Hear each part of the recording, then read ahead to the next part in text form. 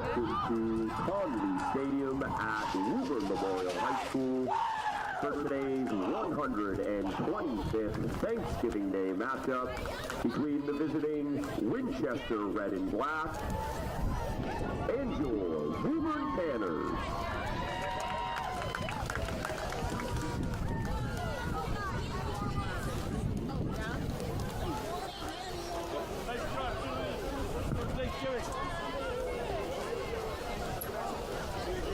Oh, okay. What?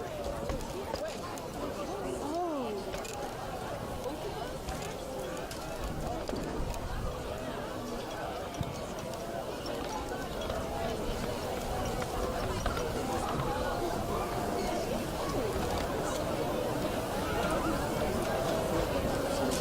Are they gonna do the anthem?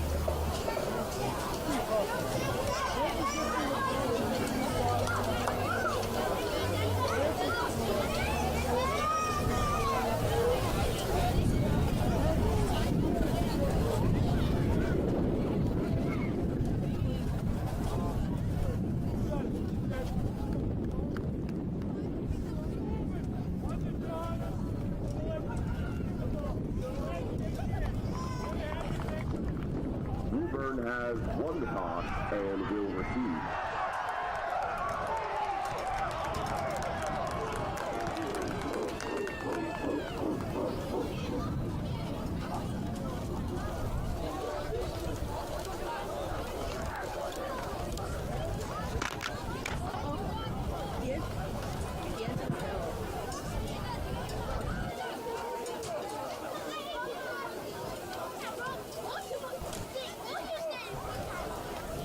Yeah, you coming?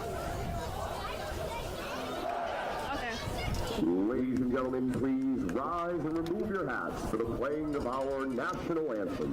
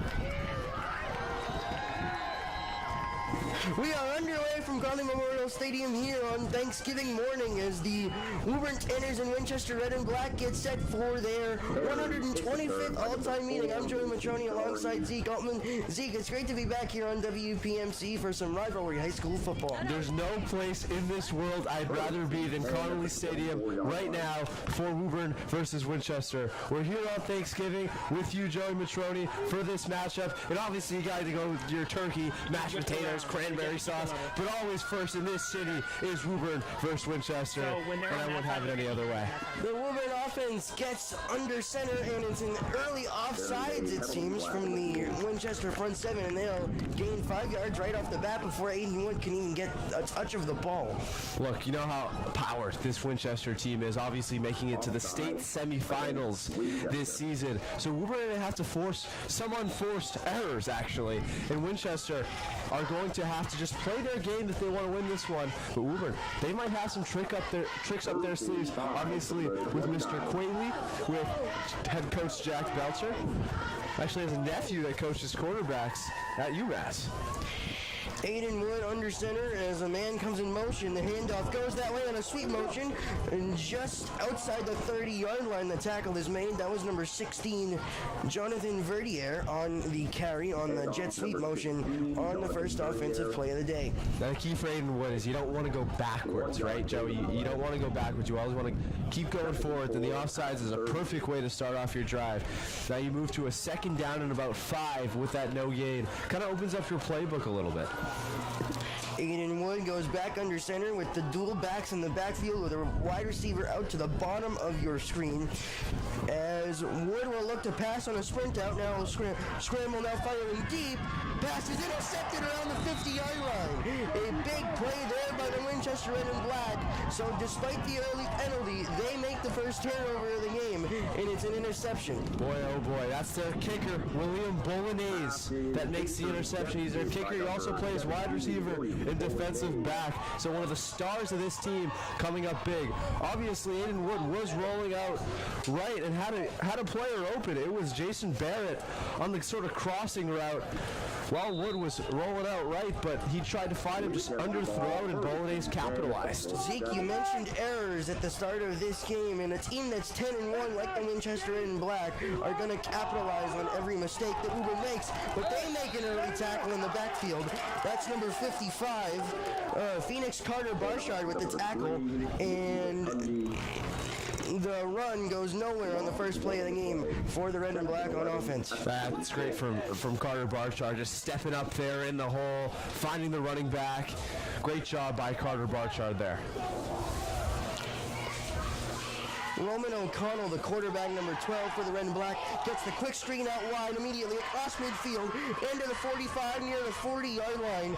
Go the Red and Black. Nice catch there by William Nelson on the screen and go. And he gets just about to the 38-yard line, let's call it, on the quick screen. Yeah, the second level for Woburn needs to be a little bit better there. Once it gets to those safeties, you know you didn't do your job in the front seven. So Woburn just need to be a little bit better. This Winchester team has a lot of weapons that can punish you.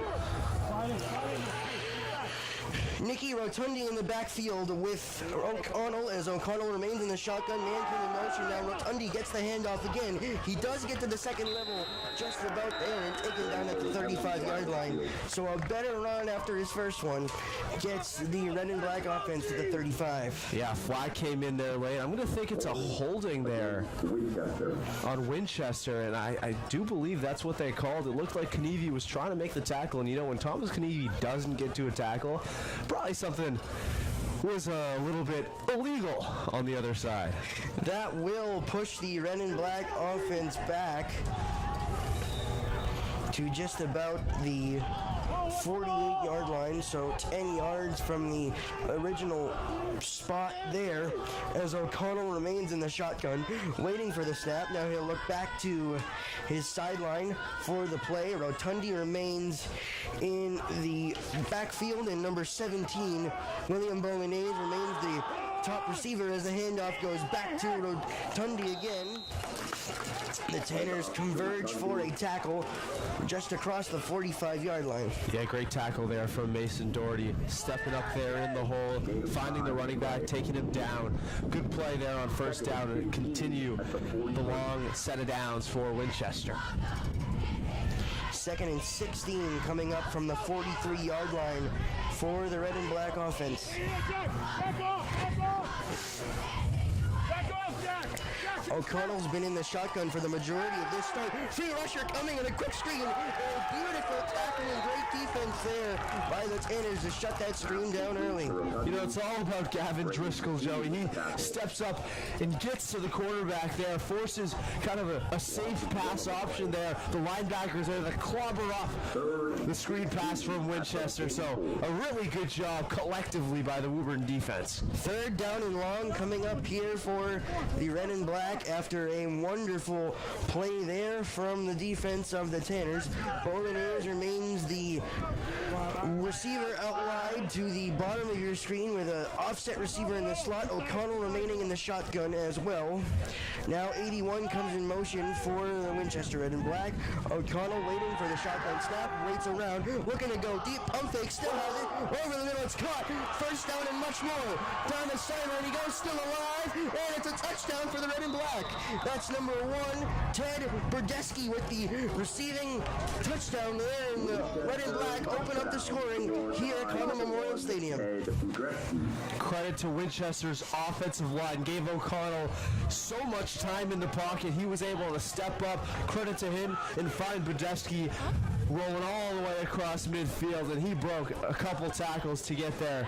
Just an incredible throw from O'Connell and a great catch and run from Berdeski. It was a crossing route that forced the interception by Aiden Wood on the Woburn offensive end, and on the defensive end, they can't stop the crossing route as the extra point is up and good. And Berdeski gets the touchdown, Bolognese with the extra point, and the red and black in their high-powered offense go up 7-0 early.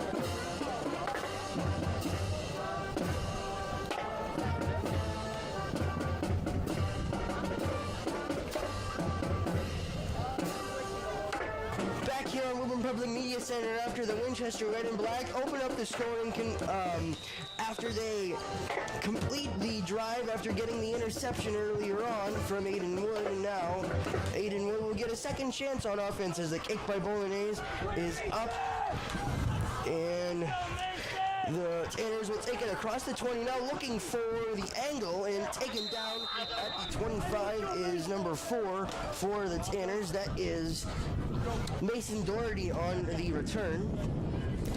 And Zeke, we've known for years of watching this Woburn Tanner football team, they like to get their rushing game asserted early. They were unable to do that, which led to the Wood interception. Let's see what happens differently here for the Tanners on offense this drive. Yeah, they've got to get their rushing game, their running game going. Obviously, the legends of the Brian Ferreras of the world back in the day. Now you have Thomas Knieven. You have to let him cook. Gillespie and Knieven, the slip backs in the backfield with Wood under center. They'll go to Gillespie, who's looking to get to the edge. He cuts back inside, so a minimal gain on first down out to the 25-yard line. You know, that's tough, Joe. You got to pick up something there. You have to, you know, find a way to get 2-3 yards, maybe power a little bit forward for a fourth, but no gain there. That's a present for the Winchester defense. Yeah, and there was some misdirection in the backfield there by Gillespie before getting the handoff from Wood, so he was already kind of behind the line of scrimmage and had to do all of that work just to get back for no gain. Yeah. You know, if you're Winchester, those kind of plays, you'll be thankful for. Same style formation here for the Tanners as Wood under center. Doherty comes in motion. Now they'll go to a toss to the other side for Gillespie again, looking, and he will remain at the 25, so no gain once again as the red and black converge for the tackle. Yeah, Joey, that's the thing right there, right? A couple misdirection runners there. breaks a couple tackles, but then there's an issue because 7 different Winchester defenders are right there in your face, and you're not going to break that down. So obviously Woburn need to be better on their blocking assignments, getting out there to that right side. They spot Gillespie with a gain of 1, and now Wood in the shotgun on 3rd and 9 with trips to the top of your screen. Wood sprints out that way, looking to throw, firing, and it's caught by Gillespie across the 30, near the 35, fighting for the first down, and it looks like he does have it as the referee signal to move the chains. That's Woburn Tanner's football right there.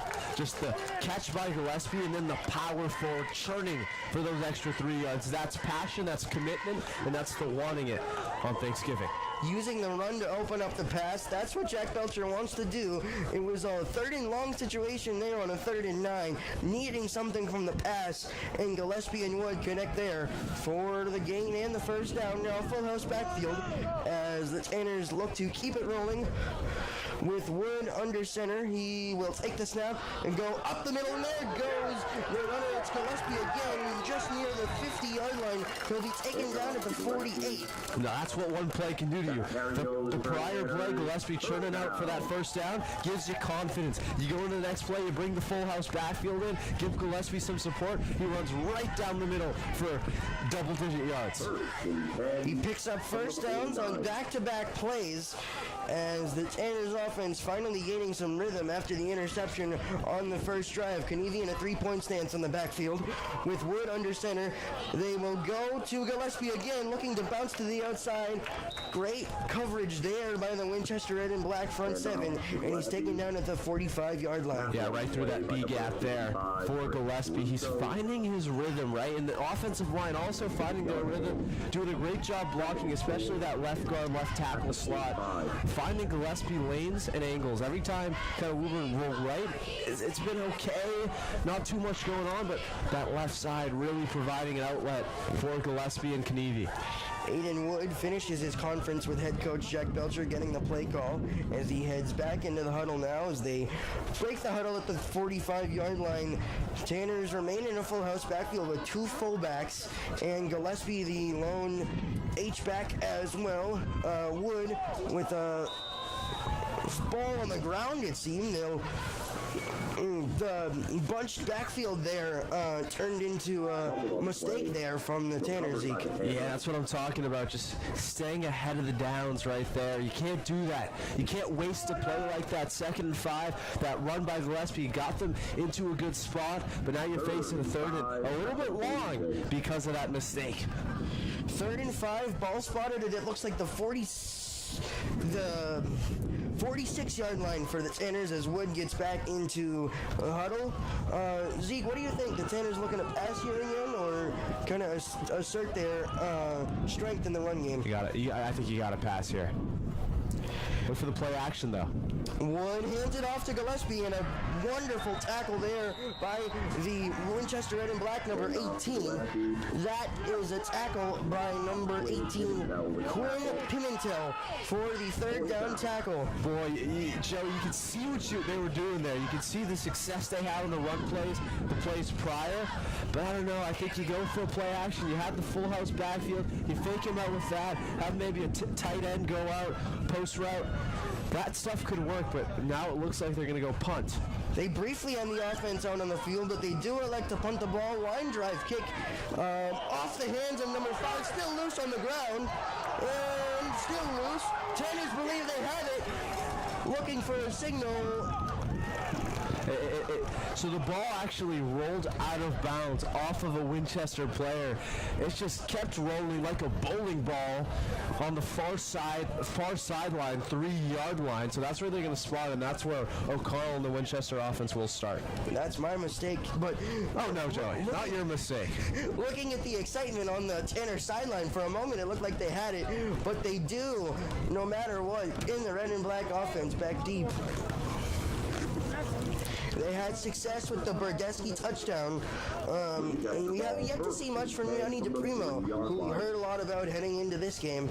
But we know the skills that he has, and he can get going quickly on the ground. This defensive drive, a litmus test for this Woburn defense. How can they tend against Winchester when they've pinned them back deep. O'Connell looking to fire from the end zone. It's another quick screen. This time it gets to the outside and down the sideline. Still going. There he goes. Still across the 45 and 50, across midfield, and diving out towards the 40-yard line is number 5 on the play for the red and black. That's William Nelson. Well, Braden Gillespie had the great tackle, but there's going to be a flag on the play. Could it be coming back? It's holding on the offense, in my opinion, and they're going to call holding on the offense. Woburn get a good call from the referee there. The chunk play there for the red and black is now Bye-bye. As the hold there. So the second time that the red and black have had a play called black for a penalty. And they'll move half the distance from the goal from the 3-yard line, so remaining still in the shadow of that goalpost. Yeah, so Woburn continue this. You know, it actually sucks for Woburn because it's only going to be half the distance to the goal line, so they'll only go back about 2.5 yards. So it'll basically just be 1st and 12 and a half for Winchester instead of a typical holding on first down, which would be 1st and 20. They will move to the 5-yard line now. A handoff goes just offset.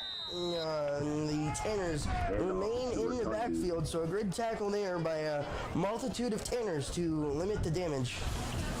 Yeah, a couple Tanners players in there. Phoenix Carter Barchard once again in there. Jude Donahue making a big tackle, stepping up there to stop Winchester. Now you find yourself in the same situation, sort of a 2nd and 10 where you have to stop them. So how can Woburn contain them here? In these situations, the red and black have looked for the quick pass as they have split backs in the backfield alongside O'Connell. He will hand it back up off the middle once again. Okay. Yeah, Rotundi will take that run there and kind of go 6 or 7 yards downfield. And, you know, this 3rd down brings up a multitude of options for Winchester. They could go play action. When you get into this 3rd and 4 situation, Woburn should be expecting anything. Obviously, a 3rd and 1, you'd expect a run. 3rd and 10, you'd expect a pass.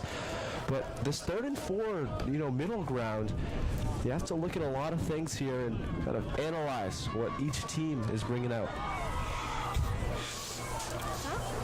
O'Connell with one back to his hip as he remains in the shotgun. They look for an option. Instead, it goes up the middle, and it's a run by there's Yanni DePrimo. He's got enough for the 1st down.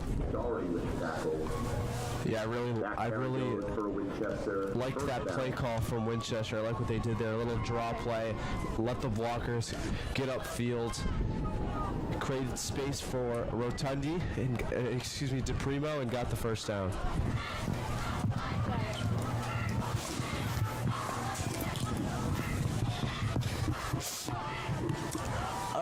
O'Connell remains in the shotgun. This time they go to a sweep to Rotundi, looking to get to the edge, and a multitude of Tanners get towards that sideline and get them down. So it'll be 2nd down coming up for the red and black, but a decent gain on 1st down. Yeah, once again, a good play call by Winchester. Just not running it through the middle. Woburn have really capitalized with Winchester have run through the middle, so they go sideline, try to cut the edge and get a couple yards there. So a good gain on 1st down. As we hit 0-0s in the 1st quarter, the teams will switch sides with the red and black up 7-0 here on Thanksgiving morning here at Conley Memorial Stadium on WPNC.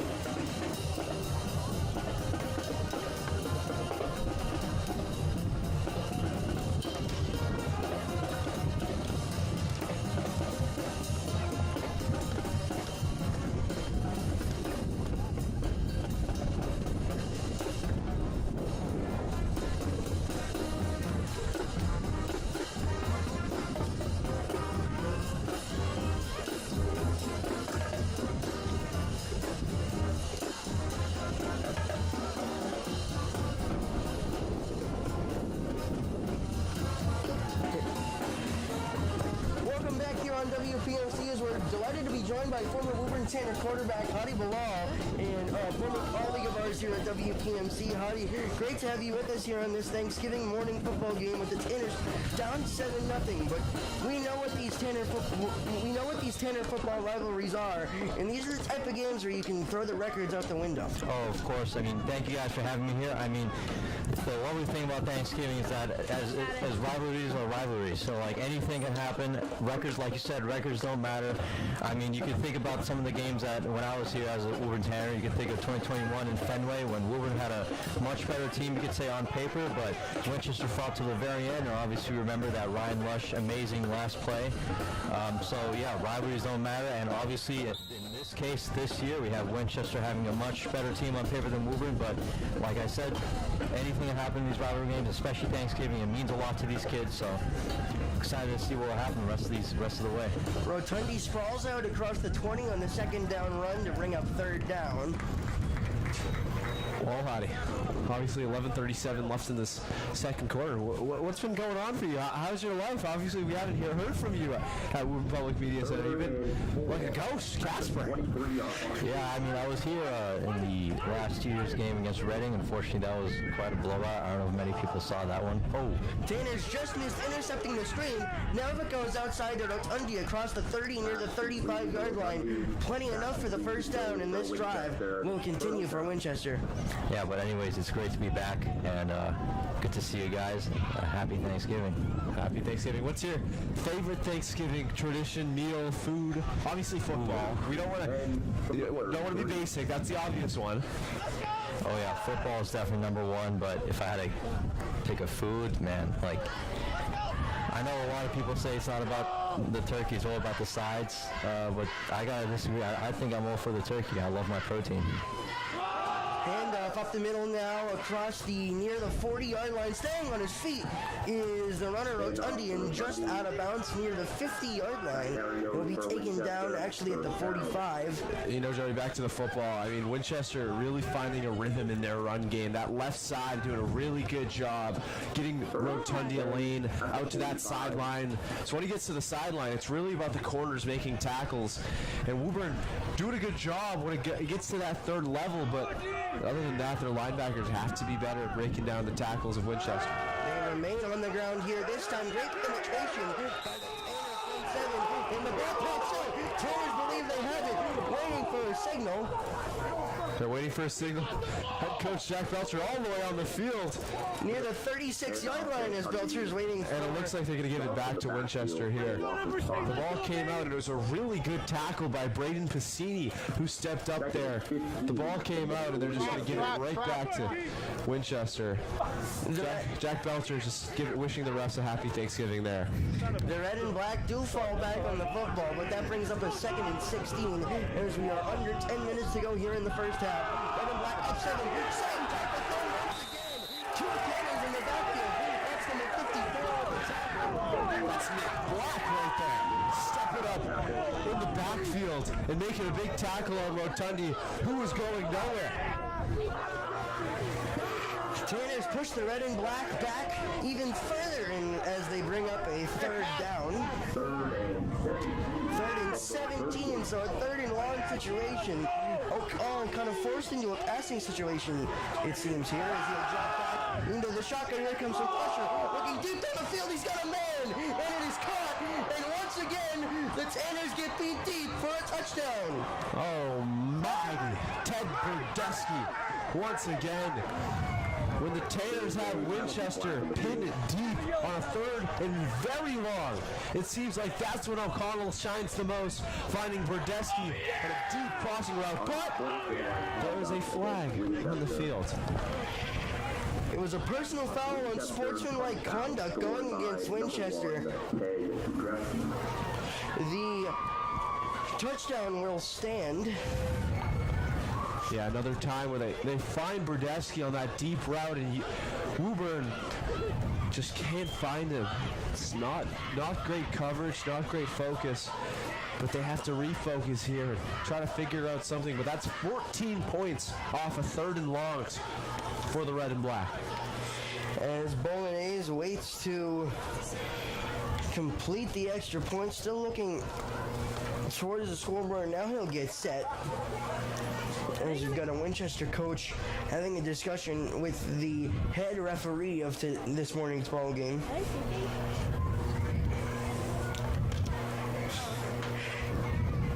Unsure what that delay was about, but I'm sure he's not pleased about the unsportsmanlike conduct after the play.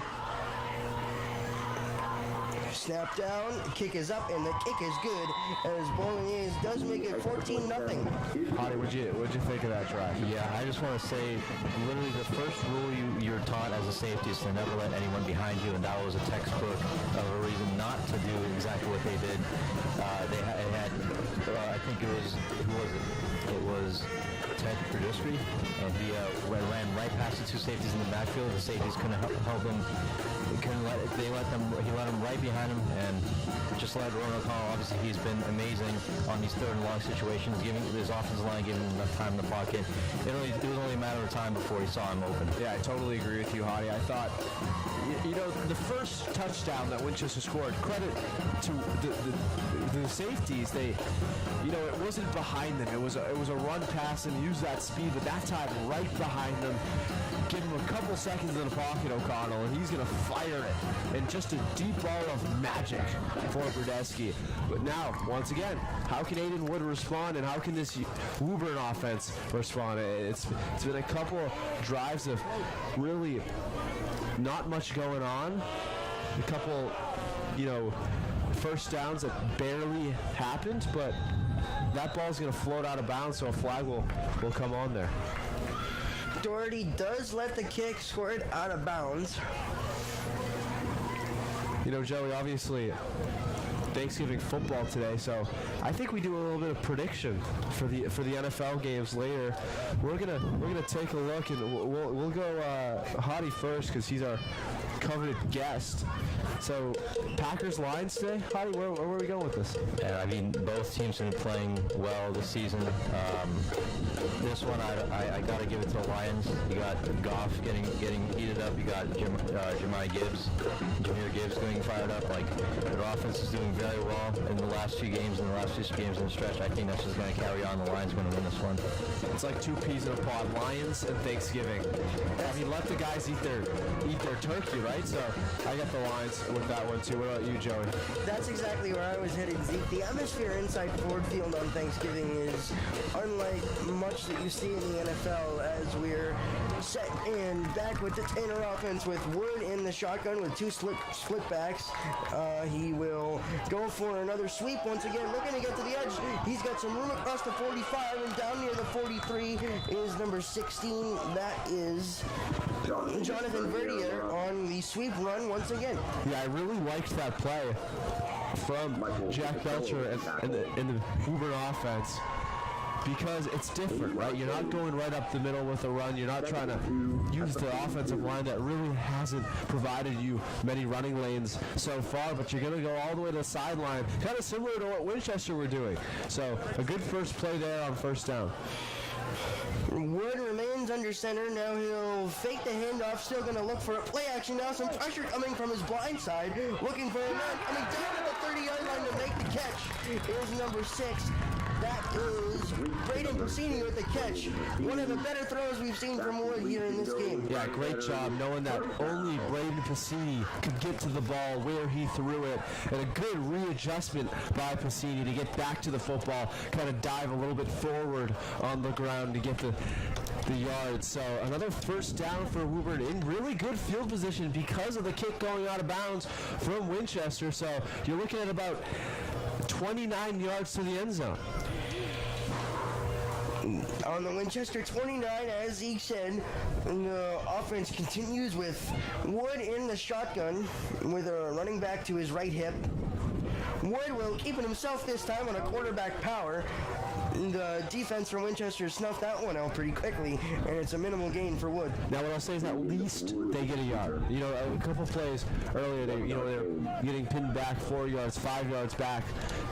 but at least they get a yard there, so you stay ahead of the chains. That's key. Second and 9 at the 28. Yeah, Zeke, I think that's the difference from some of the misdirection runs we saw early in the game, with the Tanners moving back on their own fruition and then trying to get back to the line of scrimmage. That one, you get Wood moving forward, so he's going to at least pick up the 1 yard and get to the 28-yard line.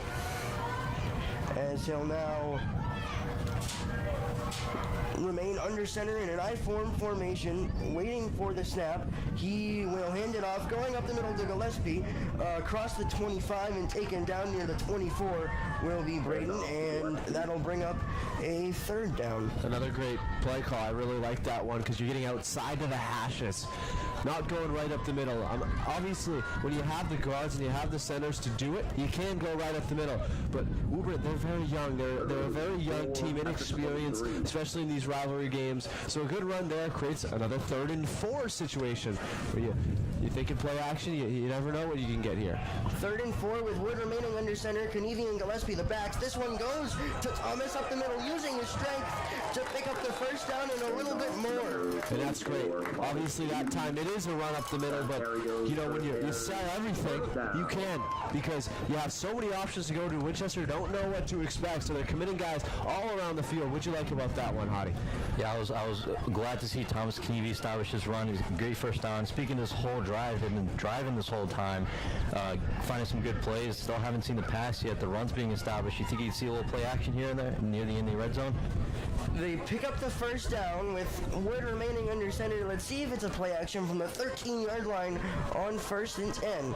He will hand it off once again to Thomas Knievy, looking to continue that strong running, and we've got a flag. Yeah, they're going to call false start here. Looked like on the right tackle, as Belcher will point to Winchester, but it was pretty obvious, I thought, on Woburn there.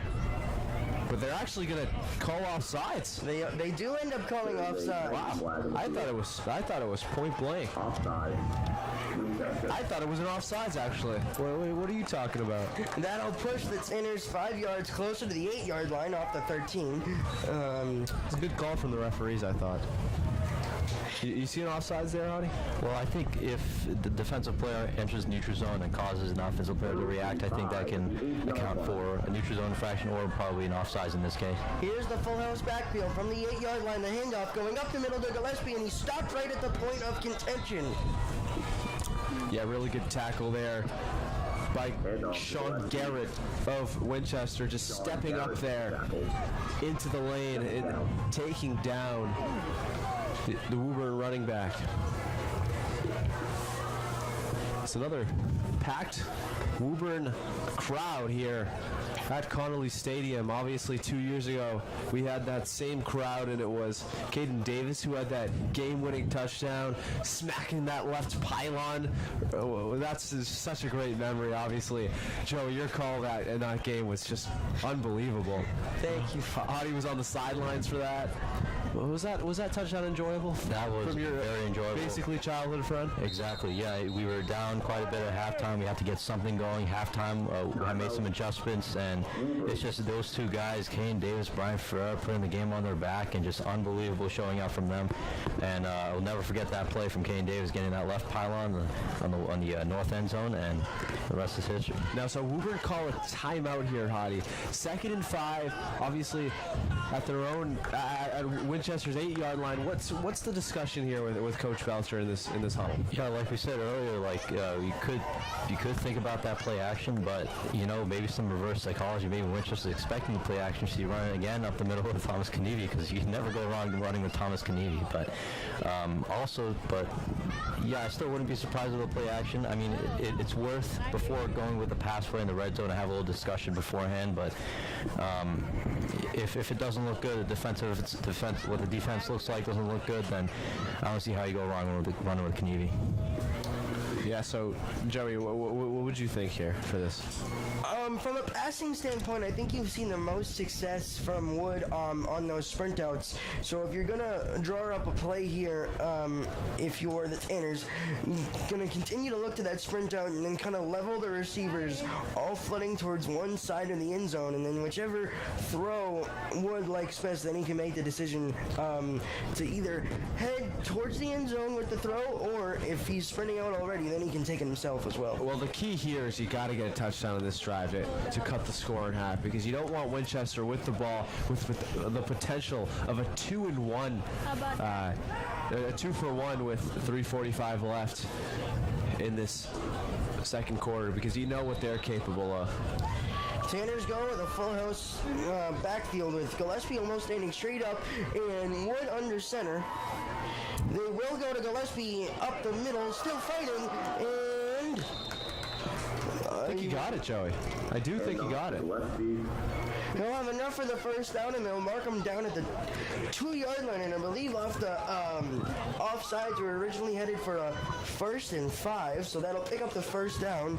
And yeah, the sticks are a little bit sluggish today. Wake up! That is good enough for a first down.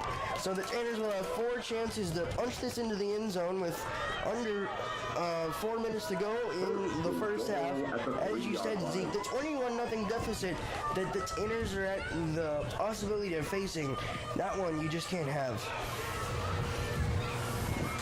All right, here we go, Joey. Aiden Wood down low there. Under center, 2 split backs as well. He will hand it off to Kanivi going up the middle. And he's in for the Tanner touchdown. A very much needed touchdown for the Tanners offense. Comes courtesy of Thomas Kanivi. And they are an extra point away from cutting the lead in half.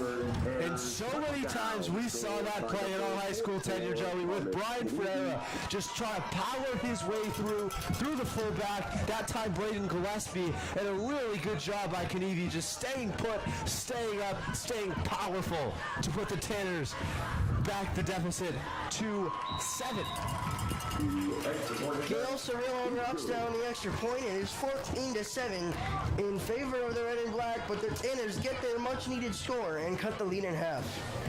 Howdy, what'd you like about that drive there? Yeah, that was amazing. They finally got something going as well on the offensive side of the ball. They were kind of struggling those first few drives, but ultimately leaning on the run. This is what Woburn does best, and that's what Woburn is known to be, being those Tanners that drive down the field, run right down your throats, and we saw that great example of that even against a team as good as Winchester. Now the pressure shifts to the defense with 2:51 remaining in the first half, looking to keep the red and black off the board and go into the half with a deficit of only 7. And a great job by Woburn there. I think, like you said, Hadi, I just thought the consistency throughout the drive, similar plays, but also different kind of styles, different sets by the offense, all culminating in a touchdown. But now it comes to the defense. They have to make a stop here. They have to stop one of these 3rd and longs and force Winchester to punt. That's what needs to happen here, because then if you stop them early, you have a chance at maybe a field goal, maybe a chance to cut that deficit down. But it's all about the stop right now. Yeah, I was going to mention something about that at halftime, but I think the topic came up. The defense has actually been playing well, if you think it or not. But even with the 14 points up on the board they let up, almost every play but those 2 big plays they let up have been a great performance by the defense. It's just if they can secure the backfield, have the safeties understand their assignment, then the score would have been 7-0 Woburn right now. But that's football, Hadi. That's football. As the wind picked up, the Tanners go with a pooch kicking, and it'll go out of bounds right at the 25-yard line, and that's kind of exactly what you didn't need in giving Winchester some good field position, and when you're needing to stop their offense heading into the half. Well, yeah, I mean, that's point blank period. You can't have that.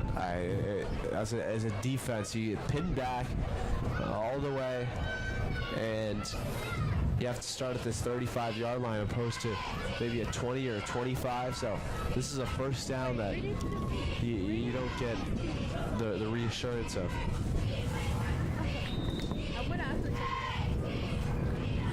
Winchester ball, 1st and 10 at the 35-yard line.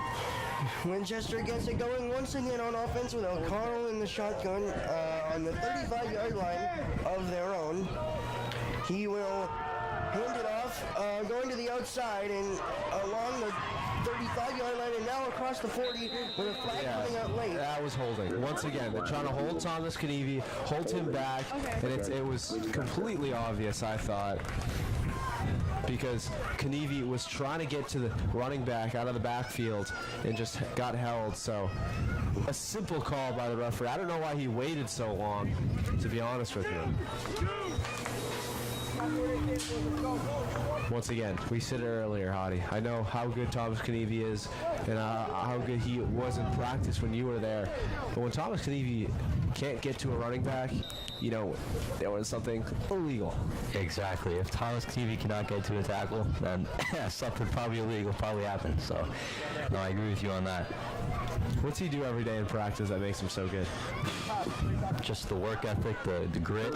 It doesn't matter if you're his friend or not. Within the lines of football, within the rules of football, he's going to punish you. So. O'Connell drops back looking to pass. He's got a man. It's William Nelson. And a great stick there by Knievy on the defensive end this time. Number 5, Nelson. Nelson now a little bit shaken up as he's taken down near the 34-yard line. Looks like he'll be able to get up and he will stay in for the moment. No, it looks like they'll keep Galvin in for him, but just another situation here where there was a holding on first down for Winchester. Woburn had a chance here on 2nd and 11 to make it look a lot better. So this is their chance to capitalize right now.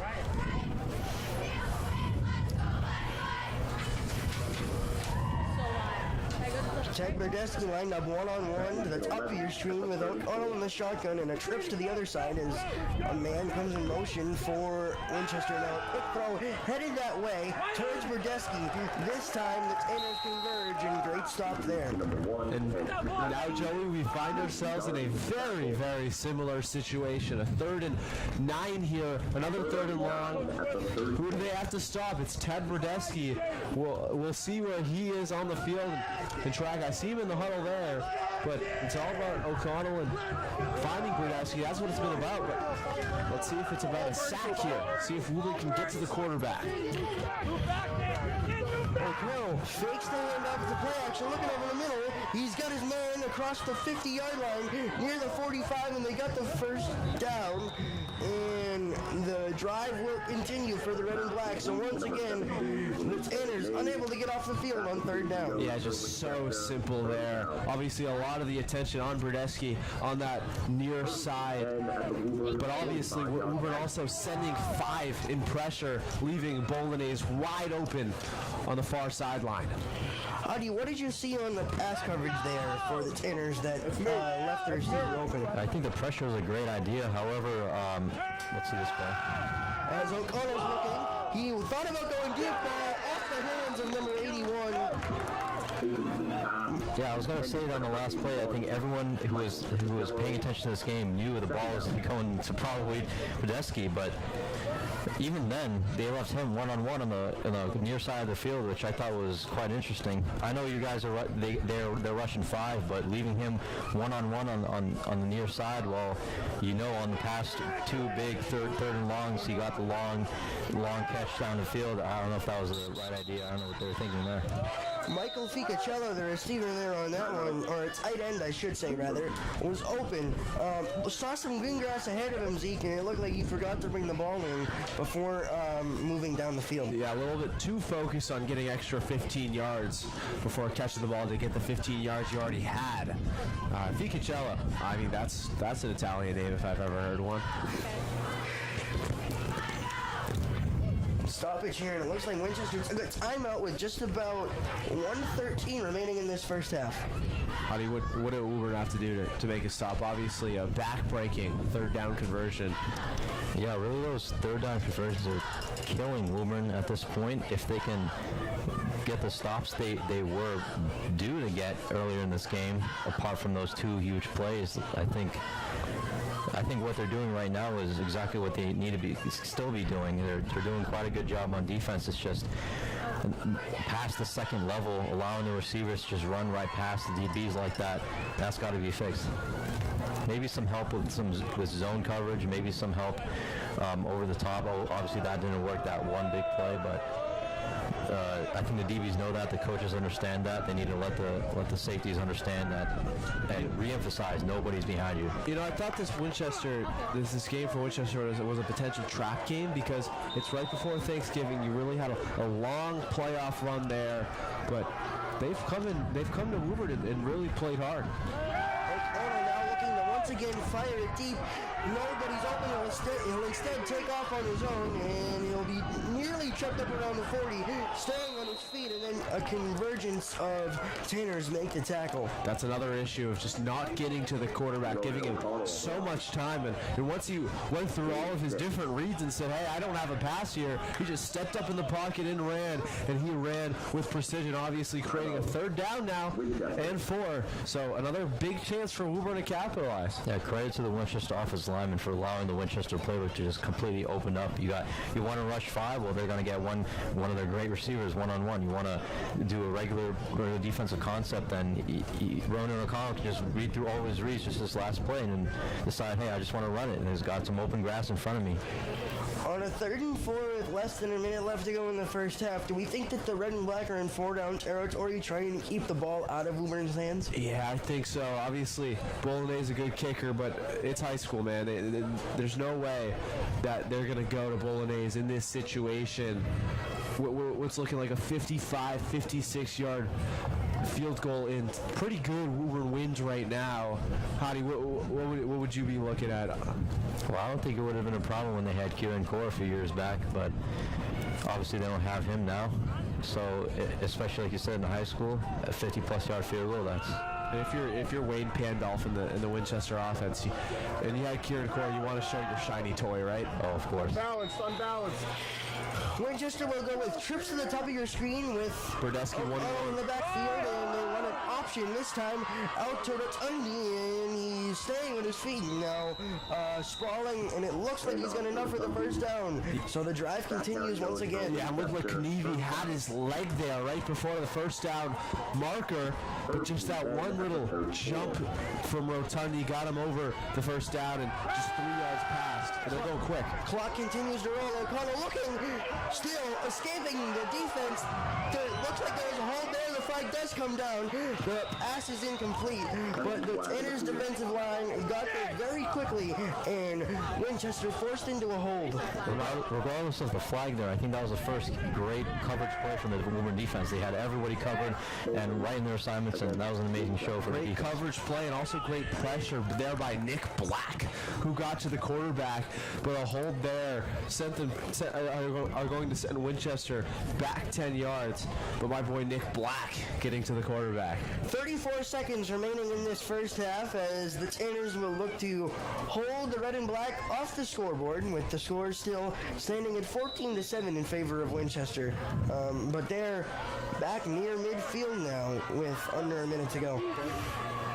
Yeah, like Hadi said, just a full package there from all parts of their team. So great job by Woburn. Can they continue this now? They're looking at a 1st and 20. That's the thing they got to do consistently. Okay, now looking to pass, still some pressure coming. He'll have to dump it off to Rotundi. He'll get across the 35.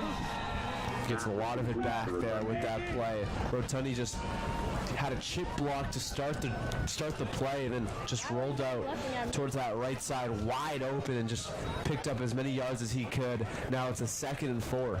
Making the catch near the 35 and getting to just about the 25-yard line, making it a 2nd and 4, as Zeke said. 2nd and 3 at the 27. 2nd and 3, they'll rule it with the mark at the 27-yard line with 26 seconds remaining on the clock.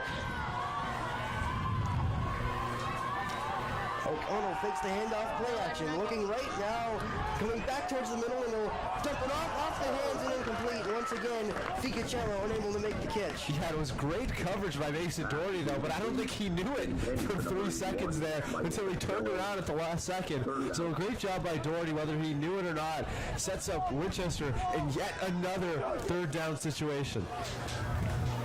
Yeah, I think if Mason Doherty turned his helmet around like maybe 2 seconds, 1 second beforehand, that could have been something special. Could have pick six potential. Timeout called by Winchester with 19 seconds remaining on the first half clock.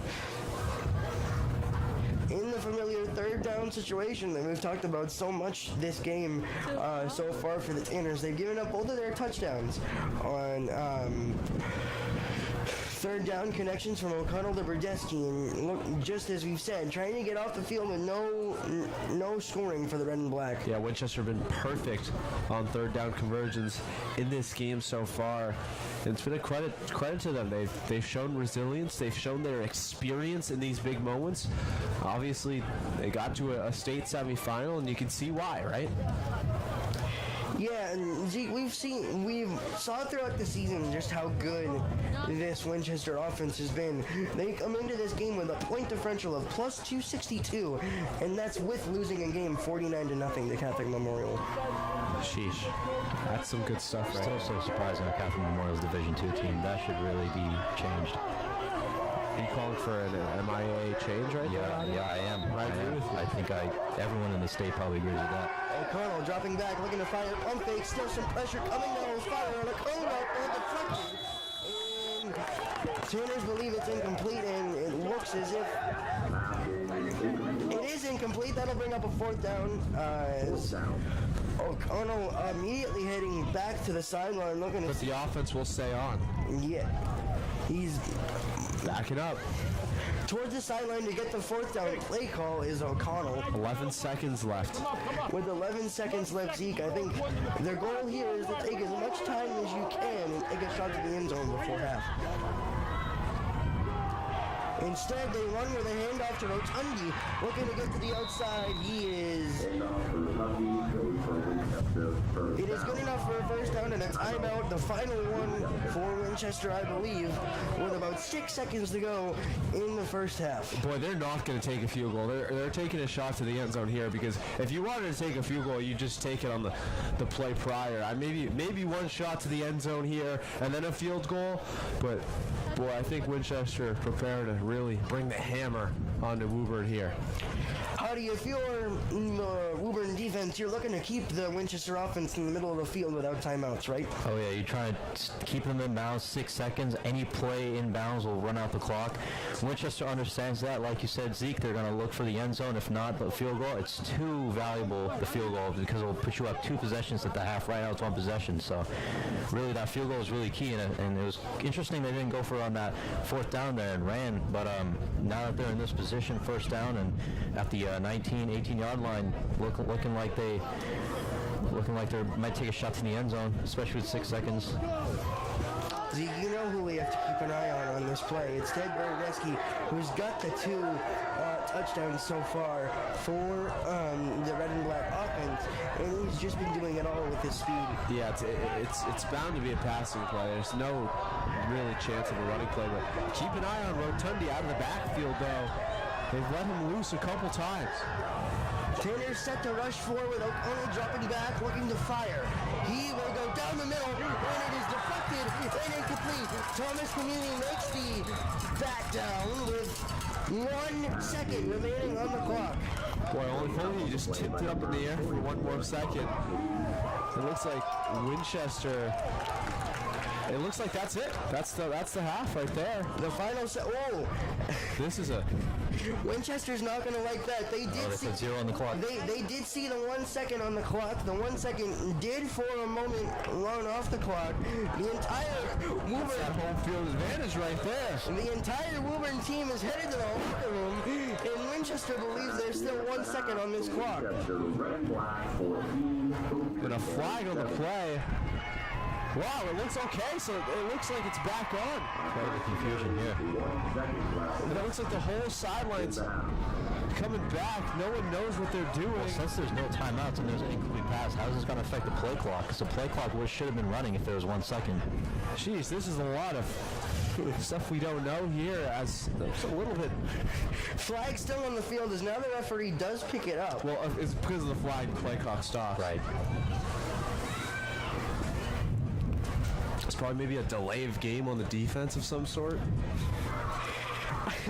I think Coach Belcher and company were trying to convince The refs that the half was over, but it was pretty obvious. It was 1 second left. I guess the scoreboard operators really wanted Woburn to get to halftime there. The defense back on. One more play. Coach Belcher standing along the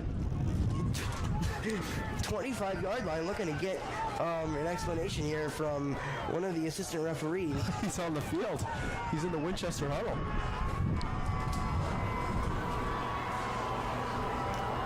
And now he will make a substitution, possibly? Or is it more of a... Oh, they're not kicking the field goal. And Belcher's still on the field. They might call the 12th man on the field for him. I mean, I don't know. He could play a good DB. Why is he... looks like he's talking with Brodesky now. Like, so much confusion happening as we await the final play of this first half. boy, I thought that was a little bit silly by Woburn to try to do that, but a flat. Going backwards? We're going backwards now? What's the... Now we're headed back. So apparently there's a penalty. But it's 15 yards back. It's not just 10. Again, So it has to be like an unsportsmanlike conduct penalty. Probably one of the Winchester coaches. Those guys are pretty irate when Woburn was running out. Honey, I think you have to be right about that one. As Maybe some words spoken while Woburn was running towards the locker room. Coach Belcher continues his conversation with the whitecap, and now finally making his way back towards the sideline. Oh, the gamesmanship in this game. And now he's calling his own timeout. He was waving his hands in front of the side judge to make sure he got that timeout. And God. And now the Woburn defense will have one more opportunity to... I thought icing a Hail Mary. Belcher twirled around like a ballerina to try to call the timeout there. That was unbelievable. Interesting end of the half here we have on the Memorial Stadium. Just to recap, the score 14-7 here in favor of the Winchester Red and Black, and it's O'Connell and Brodesky making connections on the touchdown. And This is classic Thanksgiving. Woburn Winchester right here. Thomas Kanivi gets the short rushing touchdown for the Sanders to get their 7 points on the board. And now one more play remains in this first half. After the Woburn entire team was headed to the locker room, they were brought back onto the field by the referees. And since then, the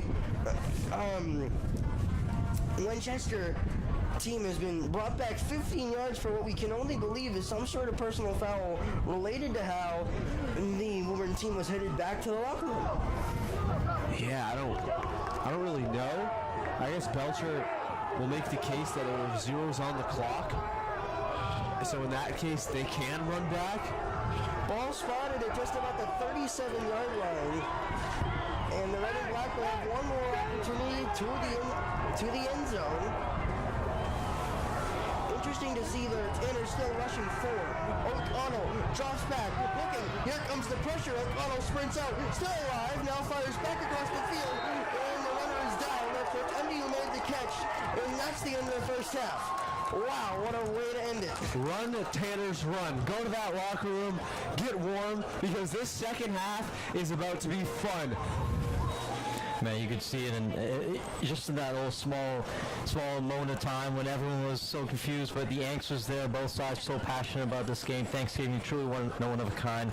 It reminded me when I was a player here at Woburn, like even if you weren't fired up for this game already, seeing it on paper, knowing the Woburn-Winchester history, in the locker room pre-game, Belcher always used to play the old Michigan-Ohio State documentary focusing on Woody Hayes, Bo Schlumberg. How do you say his name?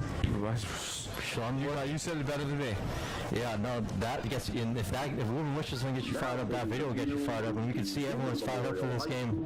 Intermission under the direction Once again, as we head into the end of the first half, the score 14-7 in favor of the Winchester Red and Black. We'll be back here after the halftime performance from the Woburn Memorial High School Tanner Marching Band. Once again, the score 14-7 here on WPMC. We'll be back after this. Also include Eddie Eller, Alyssa Klein, Aurora Burke, Margaret Jones, Sabrina LeFang, Renee Prajapati, Julia Libby, and Ryan Alshey. The Woburn Memorial High School Marching Band will be presenting their show, Super Village.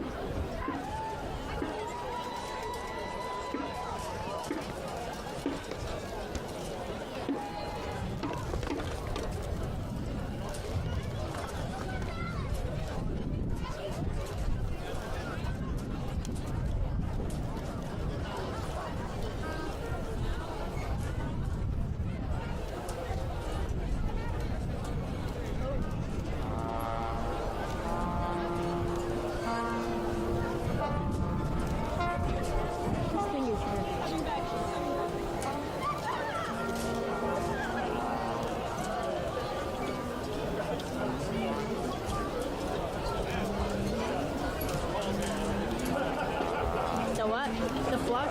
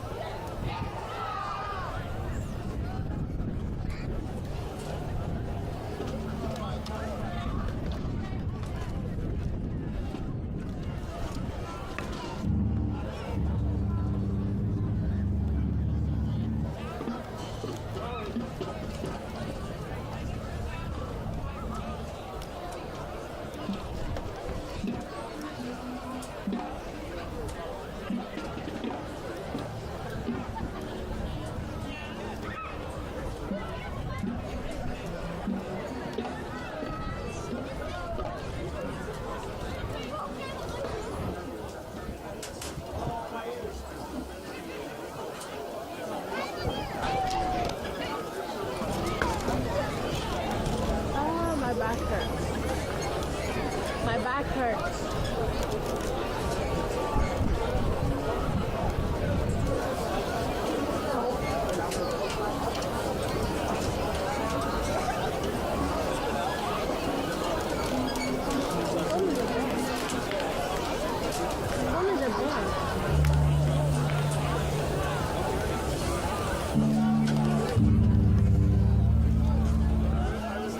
Drum majors, is your band ready? What?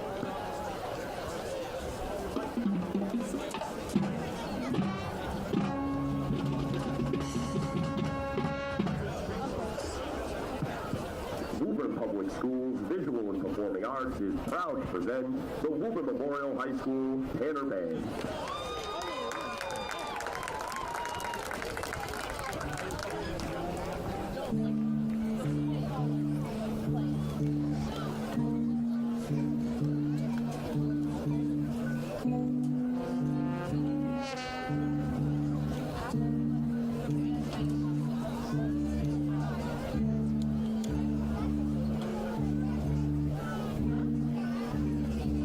Depends.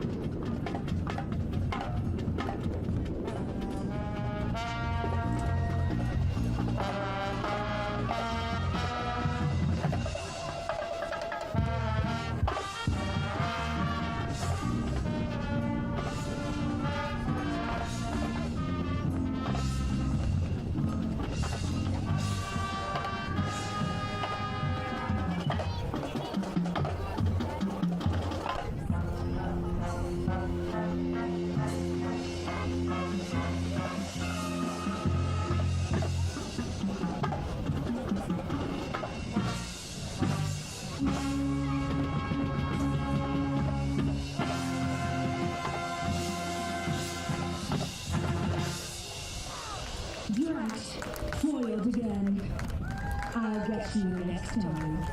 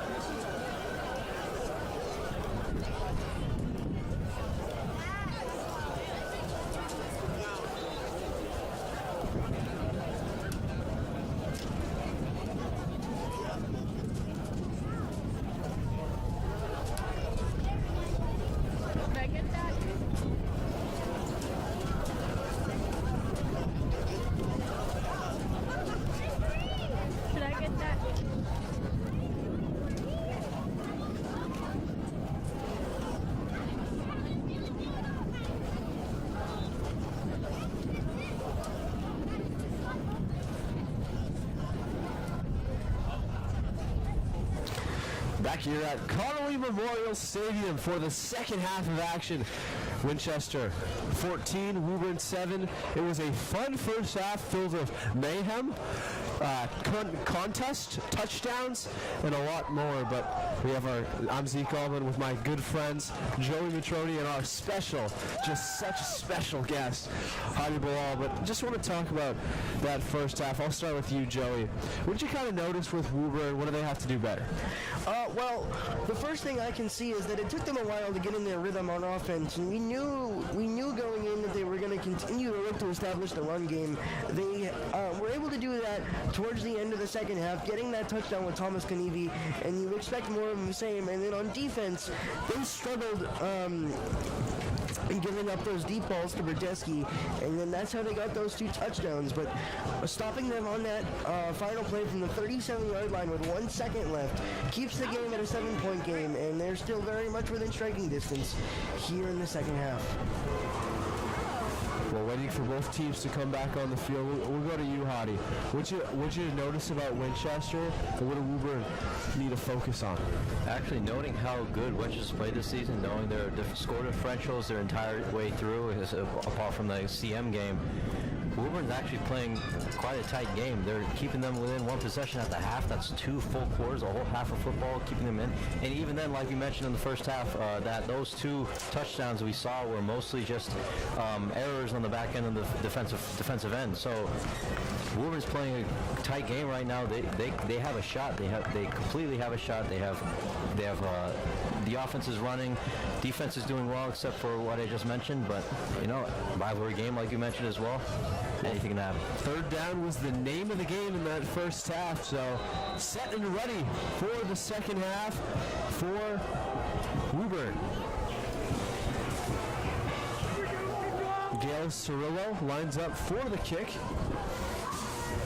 and he'll pooch it all the way to a Winchester. It bounces off a chest. He'll start running. That's Rotundi. He'll try to get to the edge, but Woburn members all there to make a tackle. Zeke, you saw the ball come live off the hands of Rotundi, and then the sprint was on for the Taylor special teams rather to get there as quick as they could and limit the return yardage. Once again, Woburn doing really well on those first and second down plays. A lot of penalties forced on runs, but it's been all Winchester once the going gets tough. O'Connell in the backfield with a running back to his right. Two wide receivers on the near side. He takes the snap. Hands it off to Rotundi. Crunching tackle by Kanivi. Gets there right away on first down.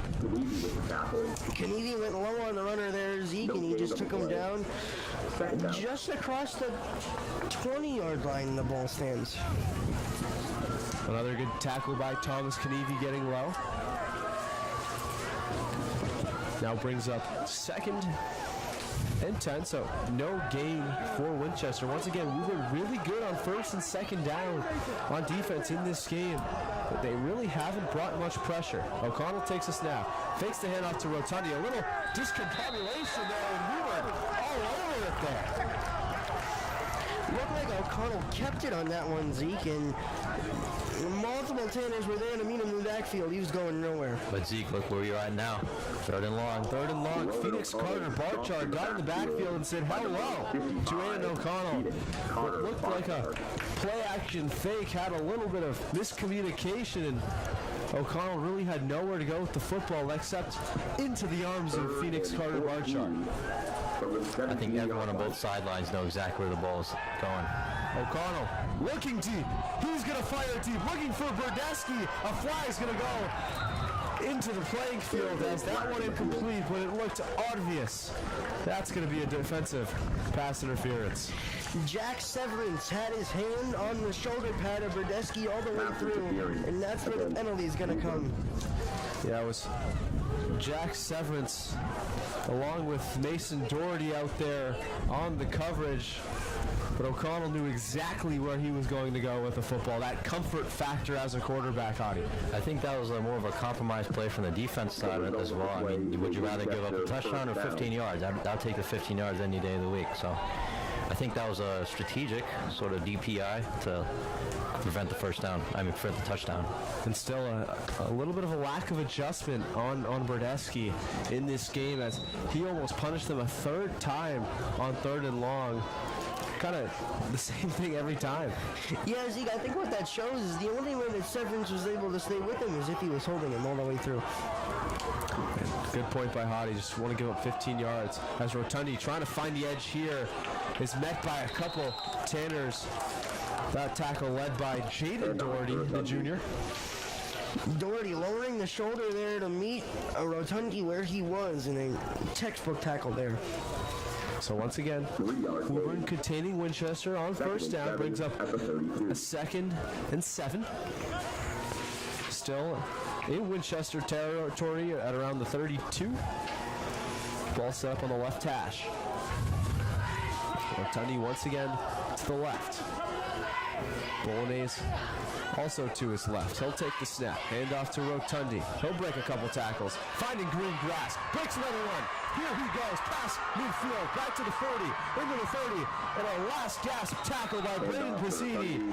Brings Rotundi all the way at the Woburn 25. Yeah, Zeke, on that one, Rotundi had a beautiful spin at just about midfield that opened up some extra room there, and he was able to just sprint. And then, like you said, last-ditch effort by Brandon Pizzini to literally push him out of bounds to stop that run. And once Rotundi got past the hole, he broke a couple tackles of Woburn linebackers. And it was pretty easy after that.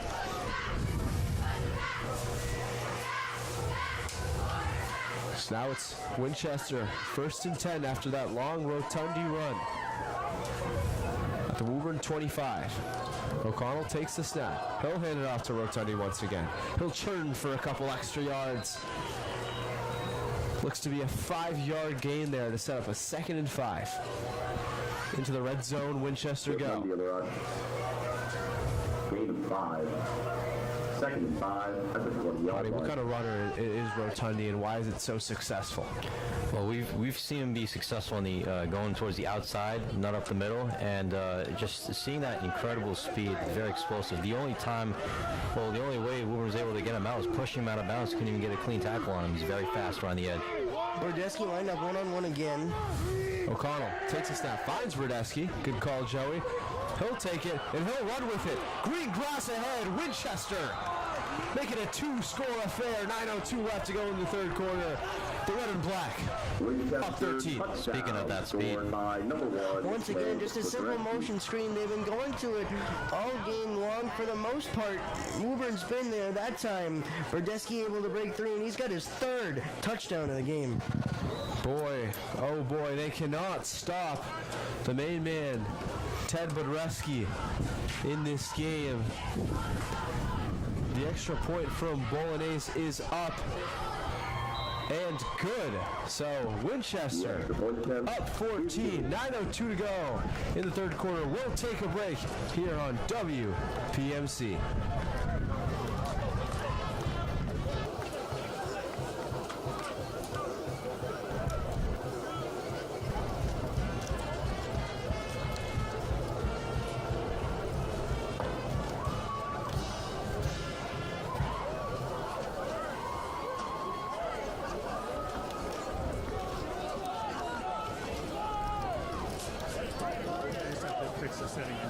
Okay. Brian's here. Give me a second.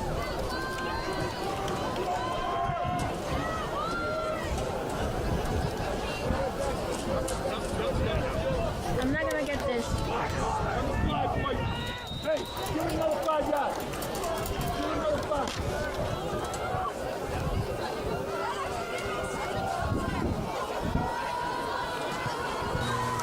And the kick away from Bolognese. Woburn will take it in. Trying to break a couple tackles there is Mason Doherty, but he'll only get to his own 26-yard line to set up Aiden Wood and the Woburn offense for the first time in this 2nd half. Howdy, out of the gates, what are you looking at for Aiden Wood? Well, I mean, as an offense as a whole, I mean, even we're down only 1 possession through in the 2nd half, this is already a must-score possession. So, I mean, whatever we can, I don't know if you'd want to make the whole field 4-down territory, but I'd say this is still a must-score possession, even as early as the 2nd half goes. So, Knievi into the game as well as Gillespie. Doherty, the outmost receiver, to the bottom of your screen. A handoff there. A couple yards for Gillespie, who sprawls forward for 4. So a good job on that first play by the inside guards to make it a 2nd and 7. Zeke, I think further to Hardy's point earlier, going down 14 points here early in this 3rd quarter, we know how much this Woburn offense relies on the run game, and they might end up in some passing downs here later on in this game, the more they're down by double digits. Wood waits for the snap. 2 running backs behind him. He'll hand it off to Knievi, who will try to get a couple yards close to the first down. Will he get it? Ref spotting right there. It looks like they'll give it to him. Another Tanner first down. We've seen the strength of Knievi all the way through, and that one just kind of continued to turn the legs, similar to the Brian Ferrer comparison you made earlier, Zeke. Yeah, very similar.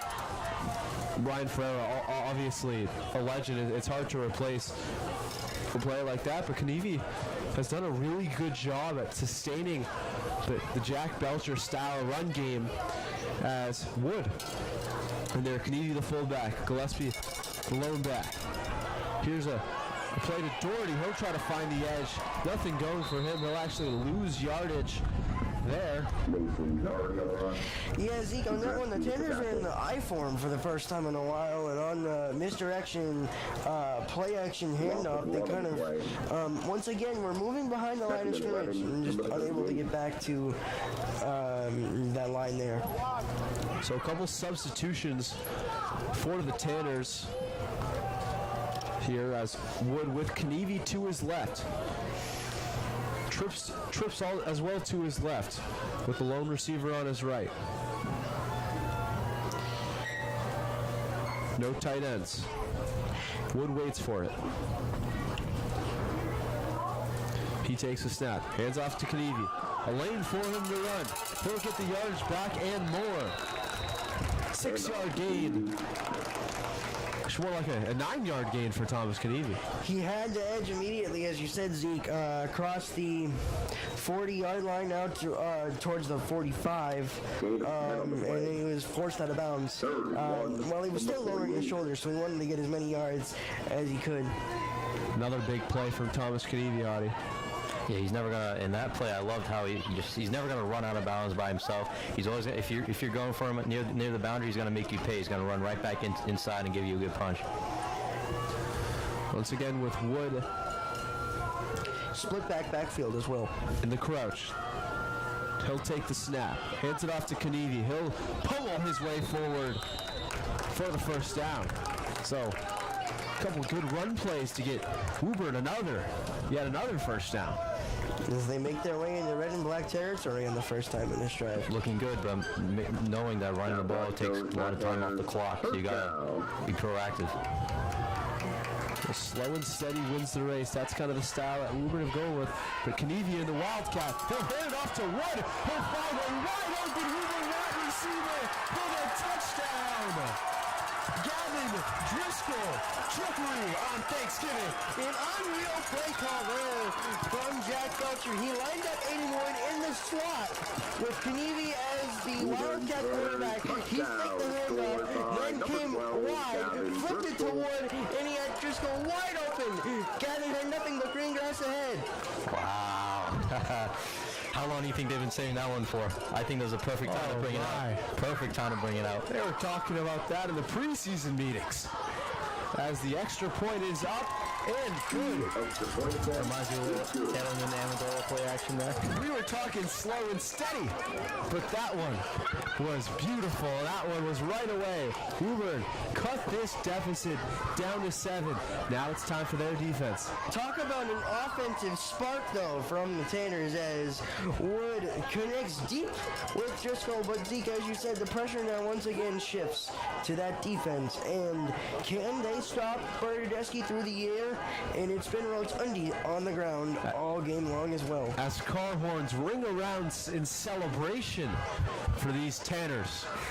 5:46 left to go in the third quarter. Still a lot of time left for the Woburn Tanners to come back in this game, down just a touchdown, but need a stop. And we were talking slow and steady. Oh, man. Still very much in this game. Zeke, I couldn't agree more. As Joey, you had play-by-play in the first half. I just took like robbery, like a thief. The best play of the game.